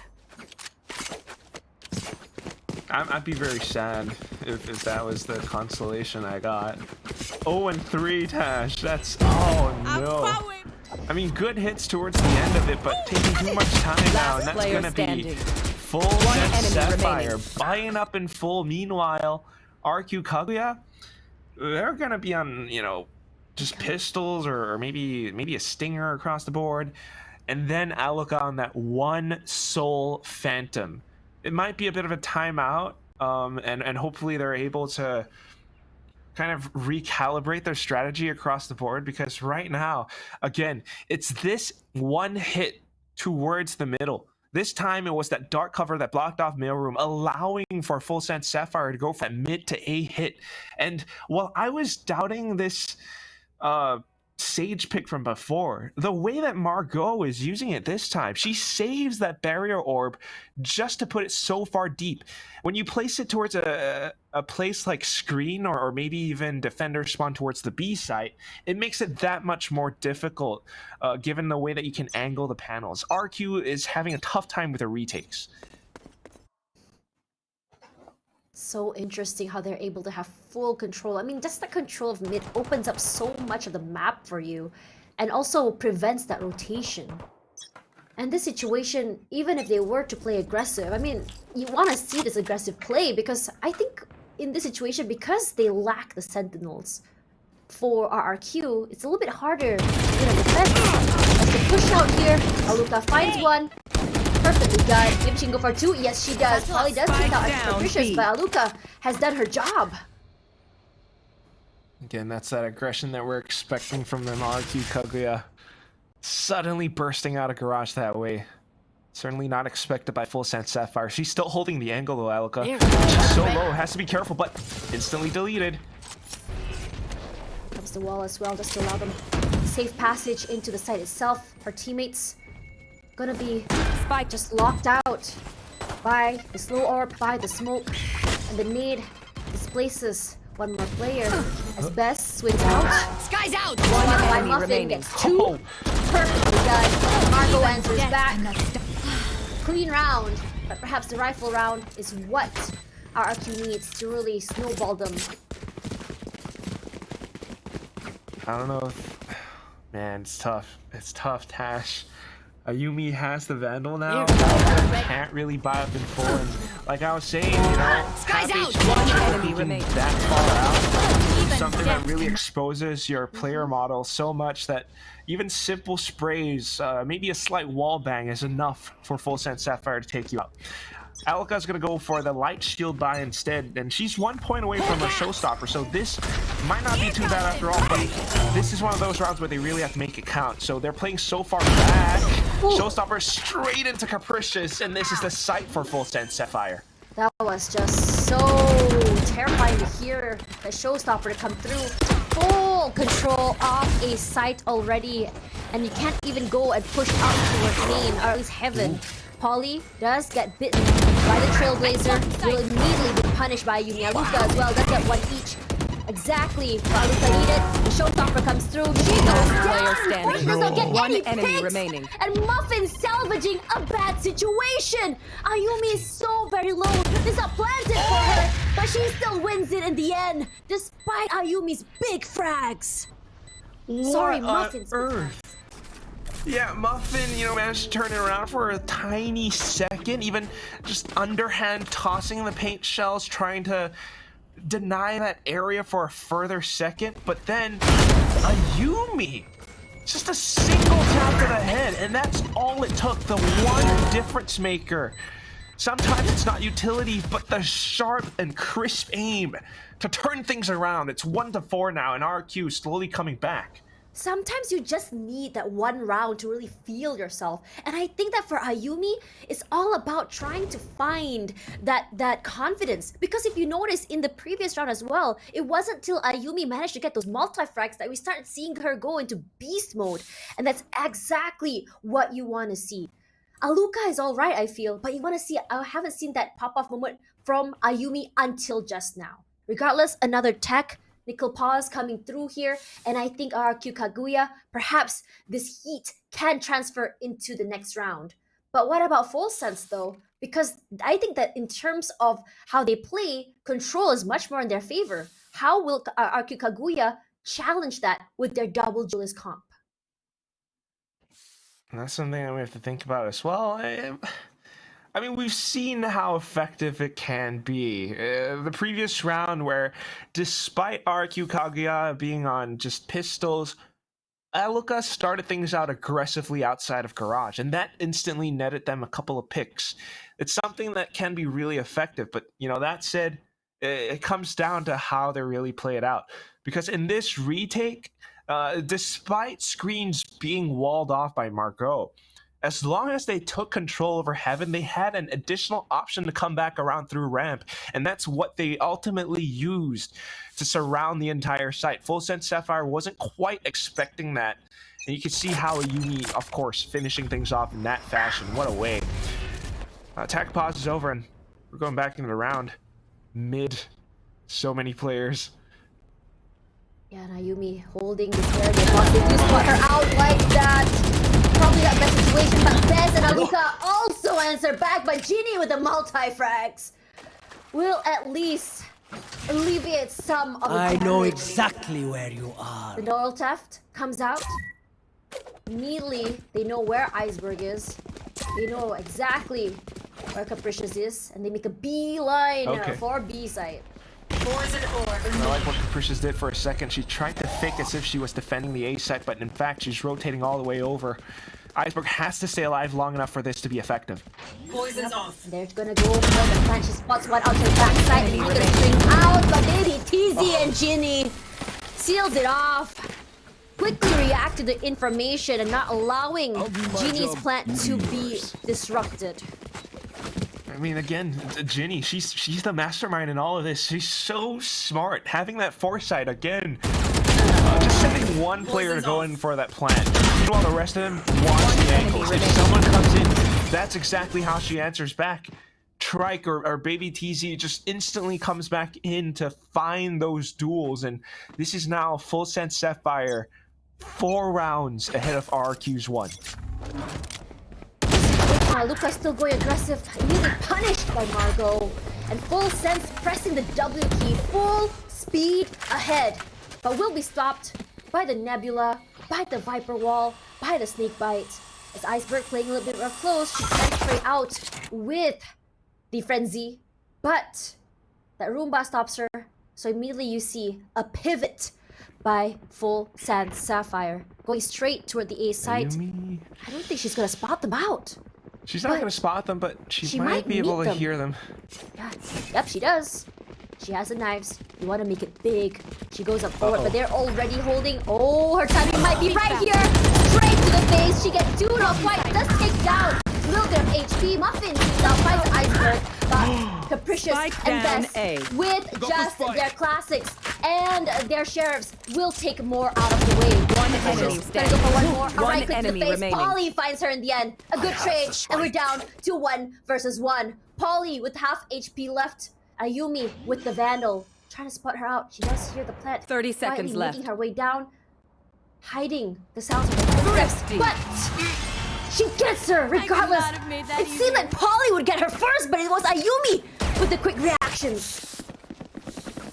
Seemingly. I mean, you can see the idea that Polly was trying to go for, a bit of a tap. Maybe me thinking, alright, she's gonna plant shade closer towards elbow. I can maybe go back towards screen and surprise her from that angle instead. But what happens is Polly tries to take that duel head on and not quite anticipating how sharp Ayumi's reactions would be.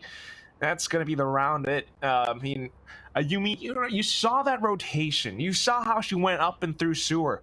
At the same time, the rest of the team able to react in kind. They got that information from Ayumi and they made full use of it despite having only pistols, those classics. They peeked outside of elbow, got a couple more, and it's so effective.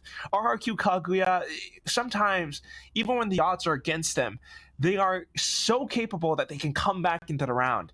But what we need more of is more round wins. Not like that, not thrifties. We need those first pick to win conversions. 2-5 is not a great score, and they need so much more. Especially since this map is just so heavily biased toward the defending side. And if you look at FSS comp, it is actually better for them to play on defense with this particular one. Regardless, still not sure what RRQ Kaguya can bring to the table in terms of how they play on attack. But FSS today, coming into this particular open, is a whole different beast. They look a lot more confident. Daring to take duels. But now it's just trying to control and be a little bit more careful, expecting pushes outside of RRQ Kaguya. That's why they're holding these current positions right now. Nobody's really over peaking from RRQ though.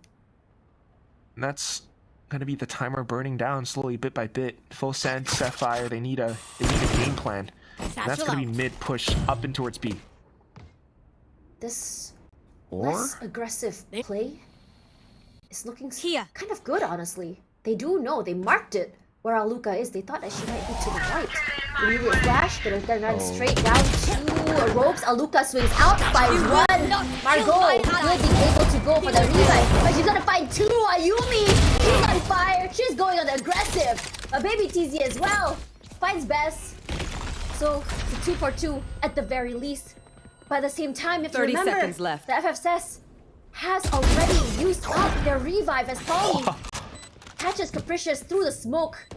Very nasty play. Hey, takes her down. Ayumi, 3, the bag. Can she go for another ace is the question you want tonight. One Trying to find player her way on the side. standing. Iceberg One finds enemy Polly. Baby remaining. TZ finds Iceberg in the backside. It's been a rotation on rotation. And now again a 1v1. Ayumi was able to win it before. She knows exactly what Baby TZ is. Cloudburst just to buy some time. I don't think they've noticed each other quite yet. As Ayumi comes forward, they go for the tap. Maybe TZ finding the right time. She's just wasting time at this point. Because all she has to do is just hold on. Ayumi gets 4! Ayumi! The multi-frags makes it so huge and gets through with the defuse. that penguin spray, that face, that's me. us. Yeah? That's us right now. Are you kidding me? You will not Are you kill me my kidding? ally. Are you kidding me? Sorry. I know where you're going with that, Tash, but oh my goodness. The idea was for Baby TZ to step far back enough that she could kind of come out from the other angle. Instead of left, it would be right. But just a tiny sliver, and Ayumi, that's all she needs to get the final headshot. We're back into it, 3-5.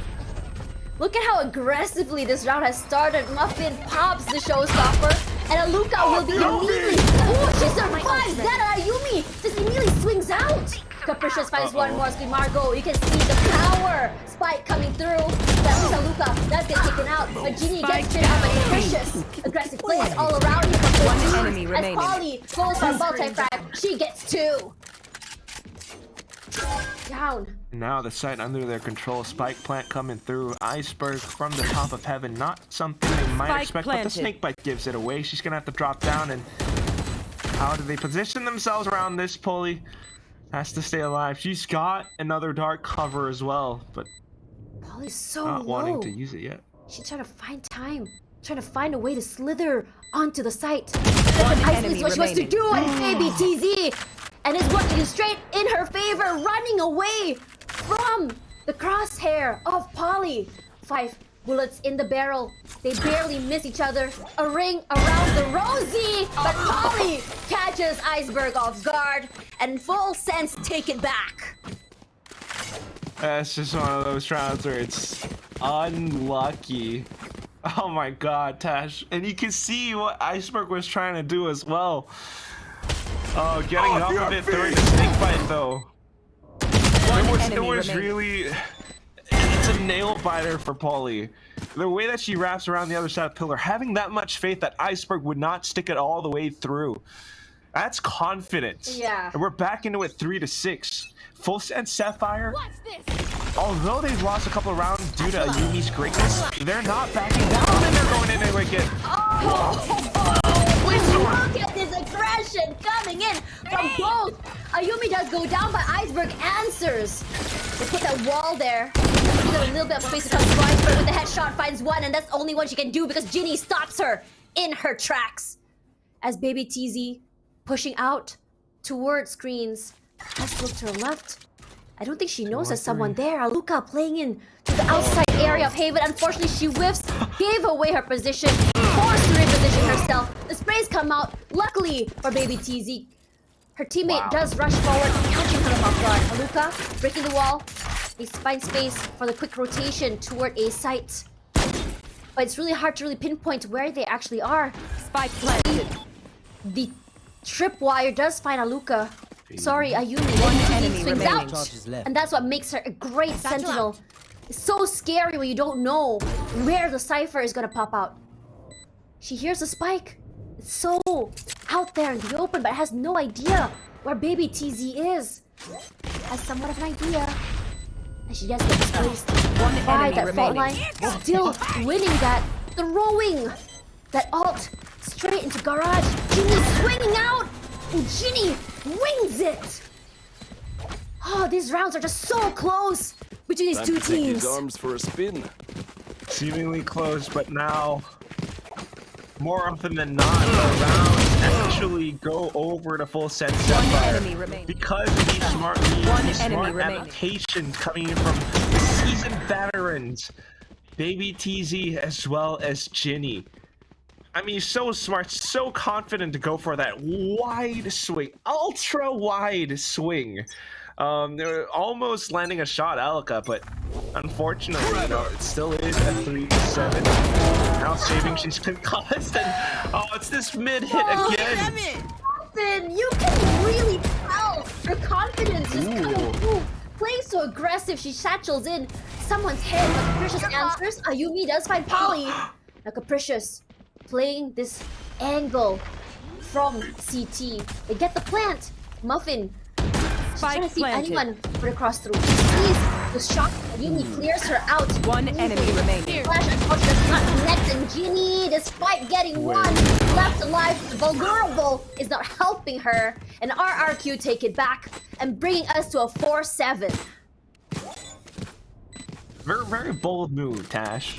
To run through the snake fight that way. Yeah. You can see that she's trying to seize the initiative, thinking that maybe they're still on the other side Last of round in the defender half. spawn, maybe heaven, maybe around the pillar. That's what she tried to do, but that's it. Planted. Didn't really work out the way she wanted. It's an aggressive B hit through mid, but smart adaptation, smart way to recover from RRQ. It's at a 4-7 now in the last round before the swap. Full Send Sapphire have to go in for this that's forced by as a result of the loss. Yeah, half shields only, but they do have the Rolling Thunder. Now, you do see the Viper's pit come through. Oh my god! Muffin does go down best! Is doing her best to Down keep A. her teammate alive! I am at awe at how aggressive and how just, I would say just mindlessly, aggressively Muffin is playing. Unfortunately, she does get punished for it. Rolling Thunder comes through. Aluka does find her One again, but enemy will be remaining. traded out. But Beth already with a tree, stuff. and she is playing as aggressively as she can. She knows that all the advantages that Viper's can work out in her favor. Ginny, unfortunately, will find Iceberg, so the pit will go down. But she's not alone. The damage has been done, and the Cosmic Divide comes through. Now you just can't hear anything. That close onto the other side, and she's alright making use of utility to give herself a bit more space, trying to pull off a fake. Ayumi holding the angle on the other side of this towards heaven, though. Yeah, and Ayumi's holding! She didn't even move! Ayumi, this particular round, Oh, this Switching massive sides. particular just really shines for her. And I have to say And that that's- it really shows in her gameplay and her aggressive plays. I mean, that's a Yumi, right? Yeah. 13-7. But you know what? 5-7 is not a bad half. Not at all. But for now, let's go back to our favorite panelists in the world, Mika and Zach. Take it away, ladies. Did you hear that? The whole world, Zach. That's a massive compliment right there. But the best compliment I think I can give is just how well these two teams are doing so far, right? Ayumi is just popping off, and RRQ is just really saying, you know what, the best defense is Ayumi. That's pretty much it. Yeah, defense, offense, everything you need. You know, like a tank as well, military tank if you really want to. That's kind of what Ayumi is doing in these rounds, just steamrolling and plowing through the full sense players. In fact, I would say pretty much the only reason that they have, you know, 7-5 half right now, even if they're the 5, is probably because Ayumi got like what, an ace, a 4K, 2 4Ks, I believe, just being able to pop off and kind of like just revitalizing her team. Like, yeah, hey guys, I know we're 4 rounds down, we're 0-4, but it doesn't matter. Look at me, play like me, and it's like that's the kind of motivation that you really need to step it up to the plate.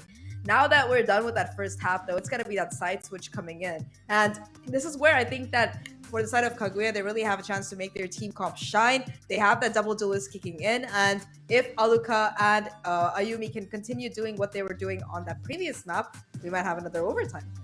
I know, especially since, like, you know, again, the sides are switching, and now it's full census time to go over to defense. And they do have that double sentinel setup, so they are better equipped to handle this. But as we mentioned earlier, RRQ, you know, they have Aluka, they have Ayumi, and you can throw as much utility as you want into their faces. They are not going to care. They're just going to come at you anyway. So it's going to be interesting to see. Again, Full Sense has all of the equipment on their side, but you have that double duelists that are doing just so well over on the RRQ side. Who is going to triumph here? Is this going to be a 2-0, or are we going into a map 3? We're going to find out as we head back into Split. Over to you, casters.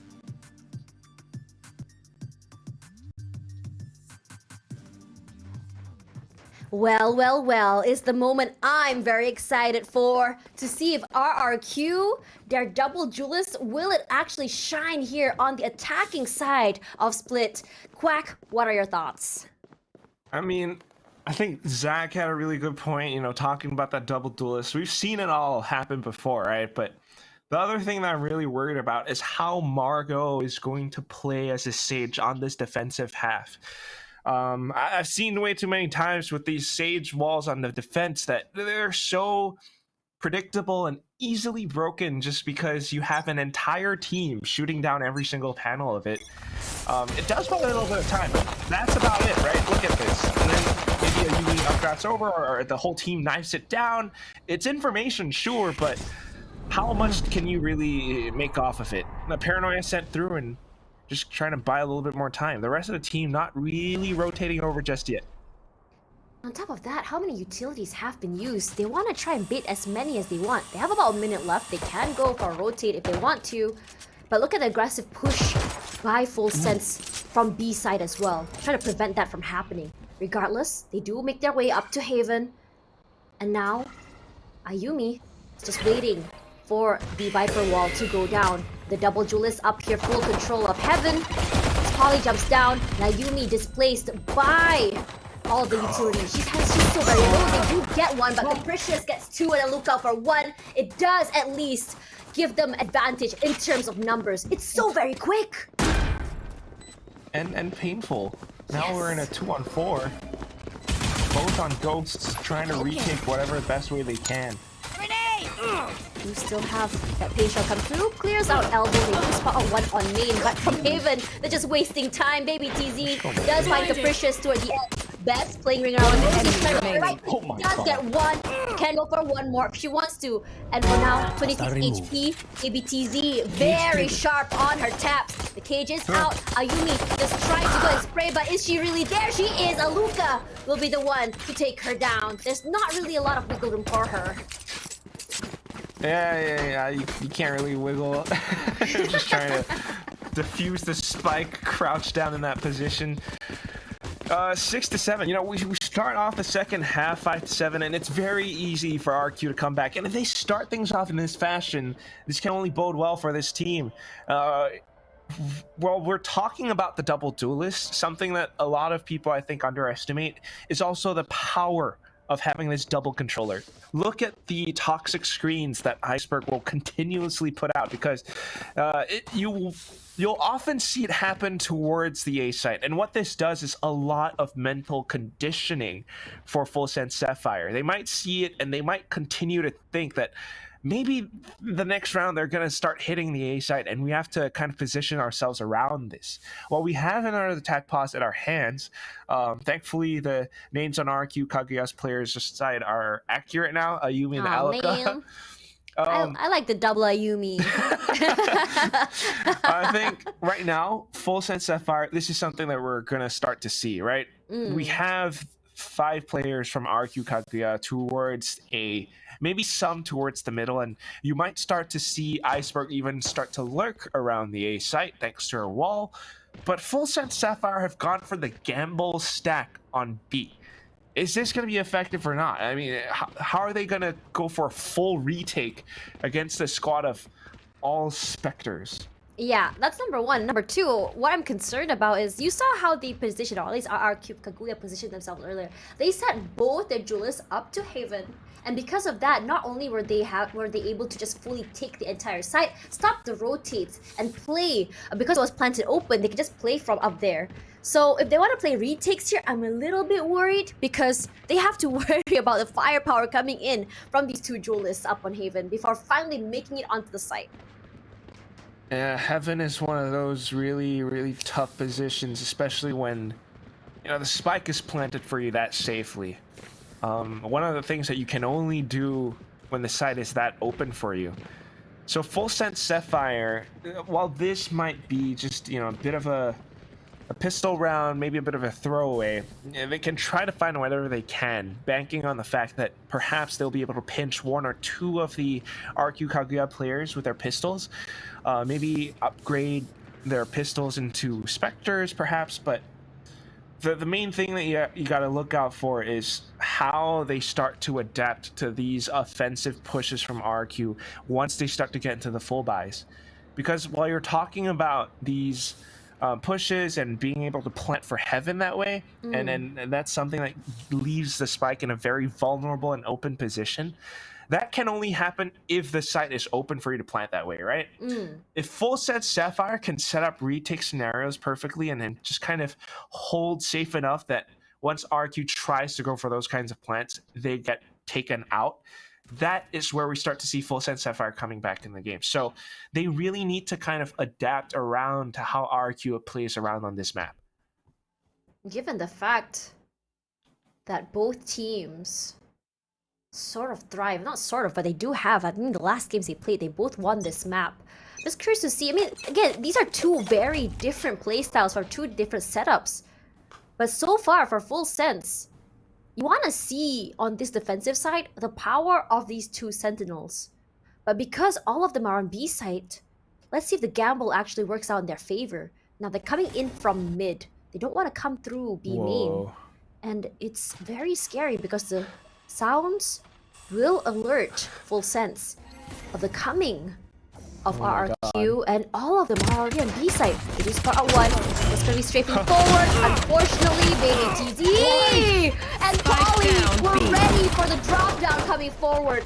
We were just talking about the gun differential. Capricious does find Muffin, but Ayumi finds 1 more. So at least they do get an equalizer here, but it's not the best kind of situation. The wall go up. Ayumi left with 55 HP. 1 enemy remaining. Oh my god. With the classic as well. Ayumi once again the heavy hitter with 3 in the bag. An insanely close round that should have been a lot more clean for RQ Kaguya, but still. I was Jesus. so worried. That gamble worked out so well in their favor. I mean, we started off like during the tech pause, and it looked like RQ Kaguya were about to go to the A site, and suddenly they went to site to go through mid to B, drop straight into Baby TZ. Baby TZ started to greet a little bit by going up the ropes, and then Margot putting up the wall by Garage. I mean, of course, they didn't know that all players are up to 10, but still. Now into this next round, and it's an aggressive, just straight blind push into the A side. Look at this crazy! Aluka only good remaining. for one as Iceberg Spike got the down headshot A. to Muffin. Ayumi still very much alive. And because of those specters, they're already on the site. It works out so well, clearing out Oh so my many God. corners. And Polly is left all alone. If she's able to go for these isolates, if she can do these 1v1 duels, she can win this. But RRQ, we know that in terms of the post plan, they always Oh have my a crossfire on the ready. No. It's too many players, Tash. We're gonna have to save. Polly's gonna have to save. She's like, nope, nope, nope, not doing it. Yeah, not to say, Zerg. Best for her to save those utils, save the Eh. gun, and it is gonna be a round where her team won't be able to buy later, but my god, this I don't- comp just shines. I don't like split anymore, Tash. Why? I love this map! You see how aggressive they get with this. They had just like pistols and specters. Exactly. And it still works. What on earth? Full Set Sapphire had full buys. They should have anticipated this. But just because you had two duelists dashing in with frenzies, they managed to take those rifles out of their hands. What? Yeah, Coach Obi, call that timeout. You talk to them about this. This is unacceptable. Yeah. That was just so. I mean, it's just aggression at this point, and I think Full Sense was just not ready for it because so many times. I mean, yeah, we saw it from Muffin, right? Just satchel in, straightforward, get one pick, and then move on. But when you have two players playing like Muffin, it gets very scary because Ayumi's capability of getting these multi-frags early, because in a lot of rounds you notice she gets 3. Yeah. So it's like on Full Sense Sapphire side we have one Muffin, but on RQ we have 2 a Yumi muffins. and Alaka, so it's like 2 muffins. Yeah. And you know what I wish we both had muffins to eat right now. Oh my god. Okay. All right, but still, I mean, this is where things start to get very dangerous for Full Sense Sapphire now. We had the lead at the start of the second half. It was 7-5. They have yet to find a single round. Polly now on a hero Vandal. I mean, how are you going to position yourself around this against the full force and might of RRQ Kaguya? They've been rushing in. This time it might be slightly different. And again, keep in mind, this toxic screen, it's always the same one. Yeah, and it's really hard to pick out where exactly they're gonna go, and they just keep putting in the same site. You have no clue where they're gonna be coming from. But with Margot walling in a little bit more deep, you can see the stars placed here on both mid sides. RRQ just keep chugging forward. Yeah, we do have tripwires on the other side of this. How low can you go? Yeah, you can't limbo around this. What are you thinking? But I'm if you still could- wondering though, because Nah, I think I got it. well, Trike is the only one around elbow, right? And she Yeah. might be able to call the entire team to rotate back around, but she only has a frenzy. How much time can you really buy with this? Yeah, but she can just play very, very sneaky. And immediately Ayumi inside of the site is placed by the clean shells, and immediately she finds one more. Quickly but surely they have full control of the site. They know where Polly is coming from. The paranoia comes out. Aluka was already One enemy holding. remaining. Here comes 2 more by Aluka. You know what? I just did. Ayumi got 3. Aluka is just the same. These 2 just pack a punch going in to terms of scatter from my firepower. And that hero Vandal is now gone. You know, well, at least the entire team's economy is somewhat homogenized, and they all get by together, but still, this round is the true definition of One enemy remaining. Have you ever seen a house that looks this clean, Tash? Not for me. No. You are right, though. It is a very clean round. And a very decisive one, too, because RRQ Kaguya knows that they need to take these rounds back, they need to make a comeback, and that is exactly what they did. They stacked up so many rounds in a row. That's why back into the next round now, and Full Set Sapphire has to make an impact. They started to switch up their positions, but They can still Muffin win. now. Spike down B. Immediately you hear the showstopper popped. displacement for pushing on the side. Luca, that's by Ginny. Not quite sure what happened there. And despite the fact that Ayumi was, shown her positioning, also Luca, they still push out. There's 3 of them inside of B-main. Margot already on heaven. They can slowly come in through mid-side. They're just waiting for the right time to push through. As the other members just trying to push out, Baby TZ's camera will alert them if, Watching say, this spot. they were to cross through. But I don't think they're going to be coming through here. Yes, they do. Camera and they taken will out. just spot them. So they do know where to tighten their defenses. Yeah, that's towards mid. We still have the trip towards ropes, and that's why we don't have 30 to seconds rotate left. too early, if anything. Margot just has to watch up for Heaven, Baby TZ holding up by Rafters. This is a very good defensive setup for the B site. The shots have to land, though. That's the thing. Margot, yeah, it does. That's one pick. A slow orb just to buy some time, but Ayumi undeterred by the slow orbs at all. But Baby TZ can she go for 2? Not quite, because Margot is there for the trade. And finally, Full Sand Sapphire probably has an answer to this very aggressive team. Slightly different. I mean, you stop the aggression before it even begins, right? And one way to start that is by making the right call, the right read. I think this time Ginny kind of sensed and knew, based off of that toxic screen that was positioned towards the B site, RRQ probably wanted to do something towards Garage, and that's why we see this double player setup towards this one spot, Muffin being able to stem that aggression. Next round though, and we're back towards the A site, the same toxic screen. Margot walls it off, but just a bit of presence being made known from RRQ now. Meanwhile, the rest of the squad towards mid. It's taking their time. They do find that trip there. You saw it being broken. Iceberg makes more noise onto A. Spike is just slowly making its way through mid to vents. Perhaps a Haven push might be the best situation for them, just to really pincer Full Sand Sapphire. Slow rotates from the other side as well. Iceberg tries to just flush them off ramps. They swing! Unfortunately, Iceberg wasn't able to win it, but Muffin with the ultimate. One enemy Just went remaining. out and just Ayumi eats the whole thing up. As Aluka will trade out in the end. Getting the spike at the very least, but she's the last person standing with only 42 HP left. It's a 1 versus 4. Misplaces herself, but Baby TZ's aim doesn't even falter. She tries to propel herself for it, but yes, just able to trace through the air. That's going to be 9-9. Full Sand Sapphire tying things up. Such a great reach, such a good hold, and I guess that is how you can make use of the Sage Wall. Margot, again, she just puts that up and uses it to get information, uses it to collect on that alt orb. She gets the full res, and then she's able to bring her teammate back to life as well. Polly is there to support her in all of this. Because of that dark cover, they're able to play in and out of that thing, and it's something that RRQ Kaguya didn't really expect, because Polly and Margot pushed into that smoke together. It completely stopped that aggression, and you can see now that these positions are what Full Sand Sapphire are looking for. Positions towards A ramp, positions towards B garage. They're really effective from preventing RQ Kaguya from executing onto the sites.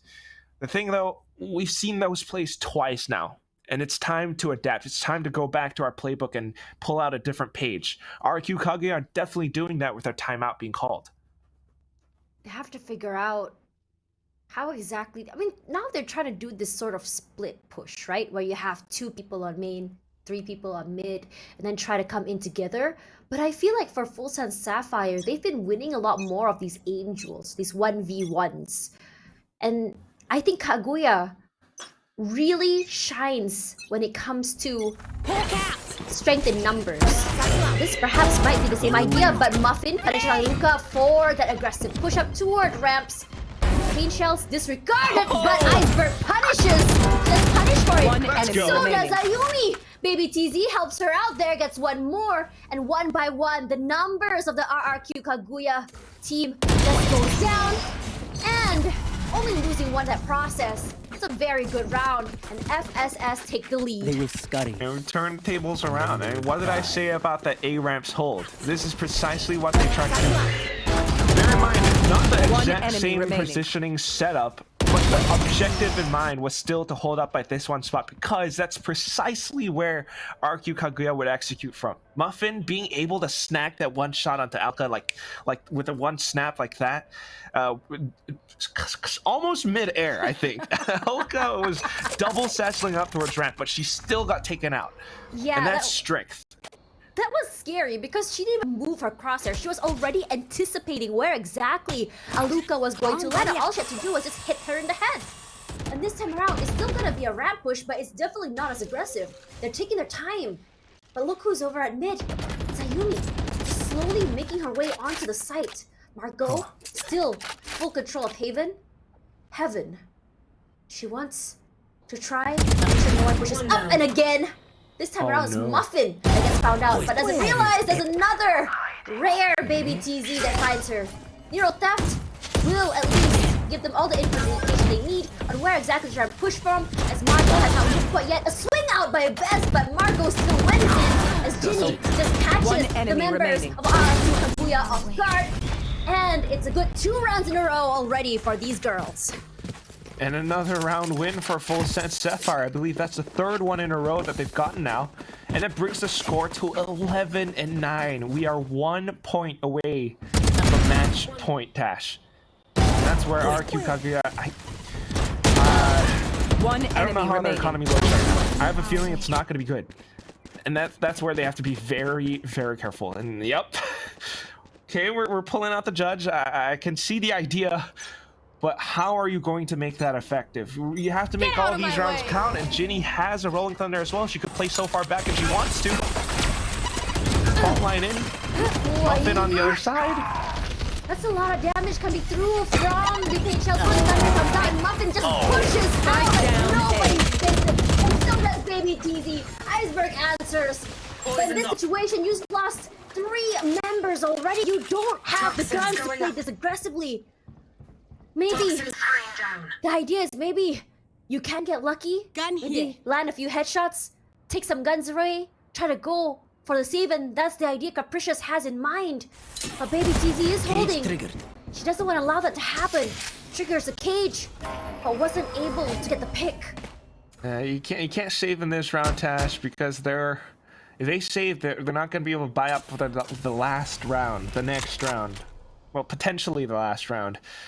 So they're just gonna have to put their best foot forward and keep going towards the side. Try expect them though. Margot, she already knows an instant headshot. Yep, moves up in the smoke. 30 seconds left. Needs, and Capricious left in a 1 versus 4. That is just so easily done by Margot. Her position was already shown just from her first shots. She wasn't lucky enough to land those headshots. And now we're here in the match point. And RRQ still hasn't found an answer. And bearing in mind, this is again the upper bracket.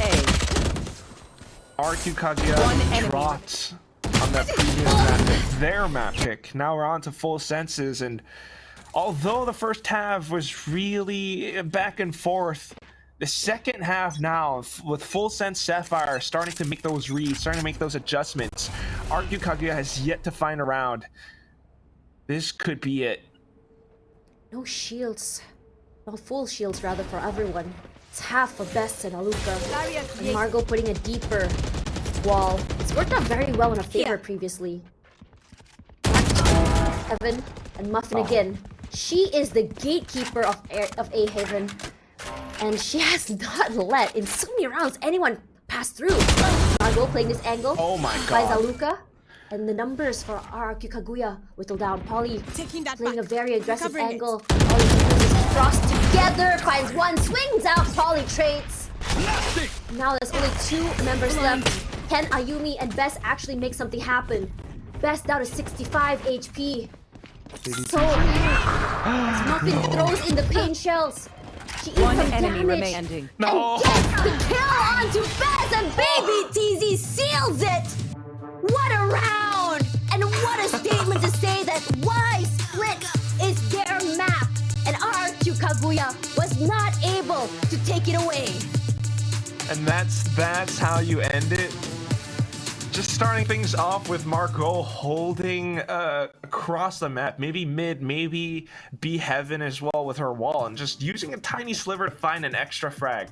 But at the same time, just trying to rotate through to A, you get taken out by paint shells, and then just trying to drop off of heaven. It's so unfortunate. RRQ Kaguya tried, but despite all those efforts, despite a Yumi's ace and frags, it was not really meant to be. So, you know, Full Sense Sapphire, they get to move forward, and I just want to say, I want to see Full Sense Sapphire versus Team SMG. I want to see how Inari does on this new team and against her old kind of nemesis.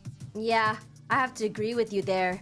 Regardless, I have to say that Full Sense coming into this particular open shows a very different sense of confidence coming through. They felt a bit shaky in split one, but this one, I'm not sure what they did coming into, as soon as Full Sense picked them up. I think it's just a whole new level of confidence coming through and understanding. I think them going to Berlin as well is something that they can actually just, project into what they can bring competitively on this stage. Now, coming forward, I think that our panelists are very much ready to talk about that 2-0 handed to us by Full Sense. Mika and Zach, you guys are up. Yeah. Thank you very much to our casters, Tash and Quack. You guys did amazing. You guys also sound tired because that was such an explosive series. And yes, it was a 2-0, but just because it was a 2-0 doesn't, say volumes about how close all of these rounds were, Zach. Oh yeah, like the first map, of course, it was overtime. The second one, it was 13-9. Really, really close games throughout. And I think that for me, at least in the second half, of course, Muffin has been impactful across both of these maps, but I think that Margot was that key player. Like, that line that Sage says, "You are a boulder, I am a mountain." Well, she was definitely the mountain standing in their way. Wherever they tried to go, it was just Margot tapping heads and popping off and just being such a menace throughout. I think that she deserves a huge amount of credit. But overall, Full Sense, they were just a better team today because they came prepared for everything for Armageddon and they carried it through. I also love how different the Full Sense, that came out on Split. It just shows how willing they are to adapt to everything. And, there was a big question on how effective the Sage would be because Margot, we know her as one of the best controllers here in Game Changers APAC, right? And we were wondering, how effective is the Sage going to be? We got our answer. The control over mid and B heaven was just stellar from her, and and eventually even over to B side. And it just goes to show, it's like, okay, the Sage, but she's still a controller at heart, and it carries over. So I think like Full Sense is really showing how they're growing as a team and how they're evolving further, and that makes Open 2 so exciting, Zach. Yeah, they've gotten so much better at the utility usage. Like, for example, some of the fault lines that Ginny was setting up from across the map towards main, towards heaven, just being able to catch these players from RRQ off guard. Really, really good work coming out of her. And of course, even though Polly and Baby TZ might not have shown up on that kill feed as much as Muffin or Yumi, again, just Baby TZ being that lurk, creating that pressure across the map. And of course, the entire team, their synergy, it was pretty much unparalleled. On attack, they look so confident and dominating. A lot of these rounds that RRQ picked up, it was only off the back of a Yumi being able to get a 3K or a 4K. And I think that it's just that for RRQ today, if you had to name a standout player, it would be without doubt a Yumi. But for Full Sense Sapphire, every single time somebody on the team needed to step up, they stepped up. Oh boy, did they step up. And I think that's the biggest differentiator between those two teams today. Because even though it was so close, 14-12 and 13-9, it was just that little bit of an extra team diff overall that Full Sense Sapphire really brought to the table today. Yeah, oh my god, look at those first kills. I know, exactly. I was gonna say, like, look at that. And just think that they were running a lineup that was, that was a double sentinel, right? And but they have stats like these, and it just goes to show how, they were very, very ready for this open. And I just want to point out, you mentioned how Baby TZ, right? The Cypher was, I think, like one of the key components of what made them so successful here on Split, especially when they moved over to the defensive side. Because, like, I remember there was that one round where I think it was a 3v4 on the side of Full Sense, and you had RRQ running around, and Sapphire just didn't move at all because no matter where RRQ went, you still had information coming in from Baby TZ, whether it was just listening in through the walls or it was, it was all the skills. And that just goes to show it's like, they have that discipline and they have that ability to be able to, diversify themselves from what we saw from last year, even Open 1. This team this team is entirely new in the best way. Yeah, but the nice thing for RRQ is that, the question that I was personally asking myself this year was, how good are they? How aggressive can they be without having Ineri to really be that star fragger for the team? Well, I think Ayumi said, hey guys, don't worry about it. I got you covered. I think it's just a question of them kind of building synergy around their new players. Like, of course, Bess coming in this year, she's been pretty good so far. And of course, Capricia is her first time playing with this particular team. I think that you just need a little bit more time for these players to be able to, set up an Ayumi better. And I think that might be what they need to kind of like jump back into this. But overall, I think Full Send Sapphire, last year they were phenomenal at Game Changers Championship. They improved so much throughout last year and they're not stopping. They're just steamrolling through. They're like, yeah, we were at A level last year. We're only going to be getting better and better and better. And they're really showcasing that. Exactly. That's why it's so exciting to watch, right? And now she's out there muffin our MVP. I mean, how many kills on the paint shells did she get in that series? At It was least like- 5 or 6. right? At least. It was a lot. That was just so amazing. And I think we do have an interview here, and we have none other than the IGL herself, Ginny, on the line on the side of Full Send Sapphire. So let's bring her up to your screens in just a bit. And I think that I think that for Full Sense open to go. This is only our first day. This is only their first series. I mean, what else are they going to bring over? And I believe that Ginny has an interview over on the Thailand stream, so you guys can go check that out if you want a little bit more insight on how Full Sense operates. And I think that Zach, RRQ though, this was not a bad performance from them at all. It just goes to show like the caliber of the teams that we have here right now, and not to mention, you got to bring up their stars, Ayumi and Aluka, the double duelists. Those are that's like the double wielding power of RRQ. Yeah, it's just like, you go into an RPG game and you're like, what kind of weapons do I want to use? And you go into that assassin's class and get those 2 daggers and just get infinite damage. That's kind of like how they're kind of popping off. You just need a little bit more refinement around that core that they managed to prove is super strong. But personally, for Sapphire, I think that, like Quack mentioned, I am super excited to see that rematch between them and SMG. Last time around, it was a bit underwhelming. SMG kind of stomped through them, but this time around, I think Sapphire, they stand a better chance. Ooh, that's gonna be so exciting. That's gonna be so exciting to watch. And if you guys are up to date with what is going on our second stream, which you can find at twitch.tv/FSL_2, we do have SMG over there, and the rumors are true. SMG, they're looking like the possible dominant team this open, and it looks like Full Send Sapphire and RRQ Kaguya are the top contenders, top challengers rather, for that throne. I cannot wait to see these teams face off against each other. We already got one bagger match. I cannot wait for SMG to go up against RRQ and Full Sense. I think for tomorrow, though, we are going to be having SMG versus GE, both of them making their way through the upper bracket. SMG, I think their wins were 13-2 and 13-1. The most rounds that any team has taken from them so far over the course of this open has been 4. So it remains to be seen if anybody can do better than that. They are 35 maps and counting, I think, Mika. So they're setting the standard here for Valorant. Like, they were already kind of unstoppable in that last open, 23 maps and counting. But since Ineri's joined, they've just like leveled up into a whole other beast. So yeah, I gotta say, Global Esports, they have their work cut out for them. They had a little bit more of a scrappy journey, but they're still making their way through that upper bracket. So that should be an exciting map to start off with for tomorrow. But the second game as well, Orangutan versus I believe it's Big Side. That's still going on right now. Map number 3 on FSL_2. So go check it out to see who is going to be facing off against Sapphire tomorrow. wow, Yep. I think that's it for the day. Yeah, definitely want to check that out because I want to see how our second series is probably gonna go, right? But that is it for myself and Zach. Thank you very much for tuning in. We're gonna go and hop on over to the second stream and see how that series pans out. I think you guys can go ahead and join us, but we'll be back same place, same time tomorrow, right here, and we will see you guys as VCT Game Changers APAC Open 2 continues.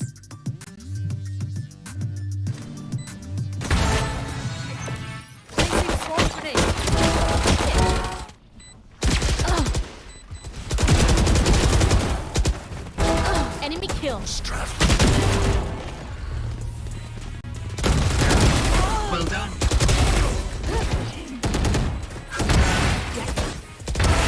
No charges left. Seconds left.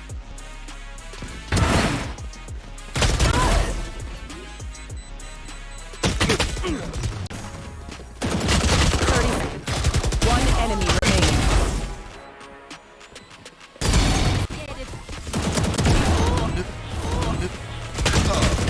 Perfect. Last player standing. Oh! 30 seconds.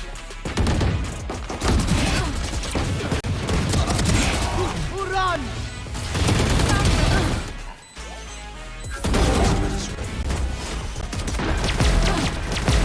Headshot. One suppressed.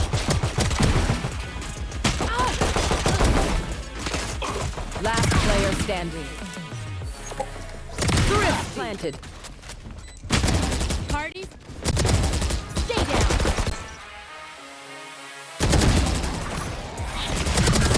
Who?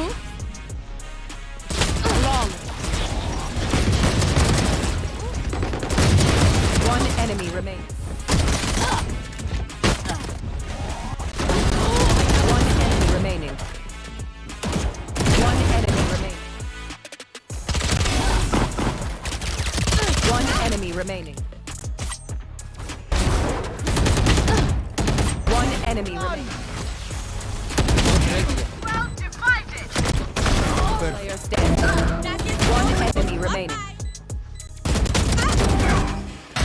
Pitiful. One enemy remaining. เราเลยดิไล่ใช้ One enemy remaining.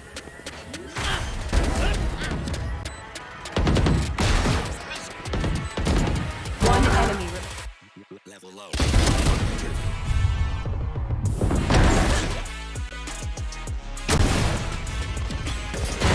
Enemy kill. My ult. One enemy remaining.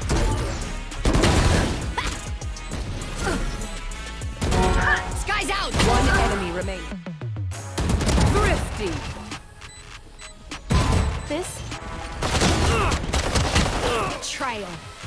One enemy remaining. Long. One enemy remaining.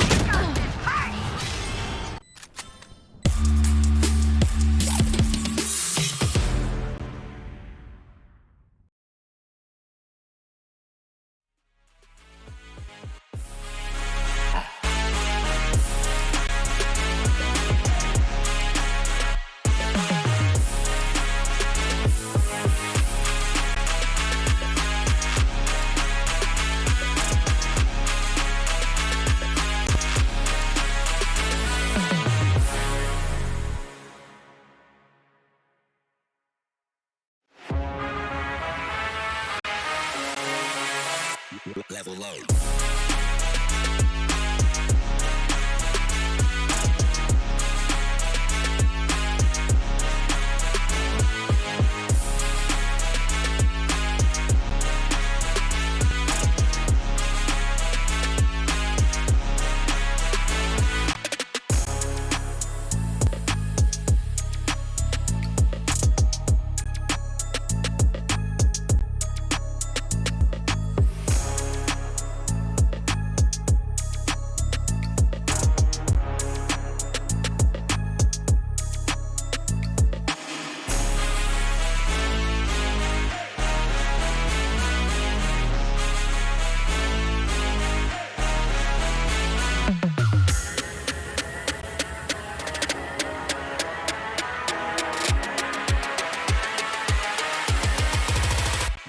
Level low.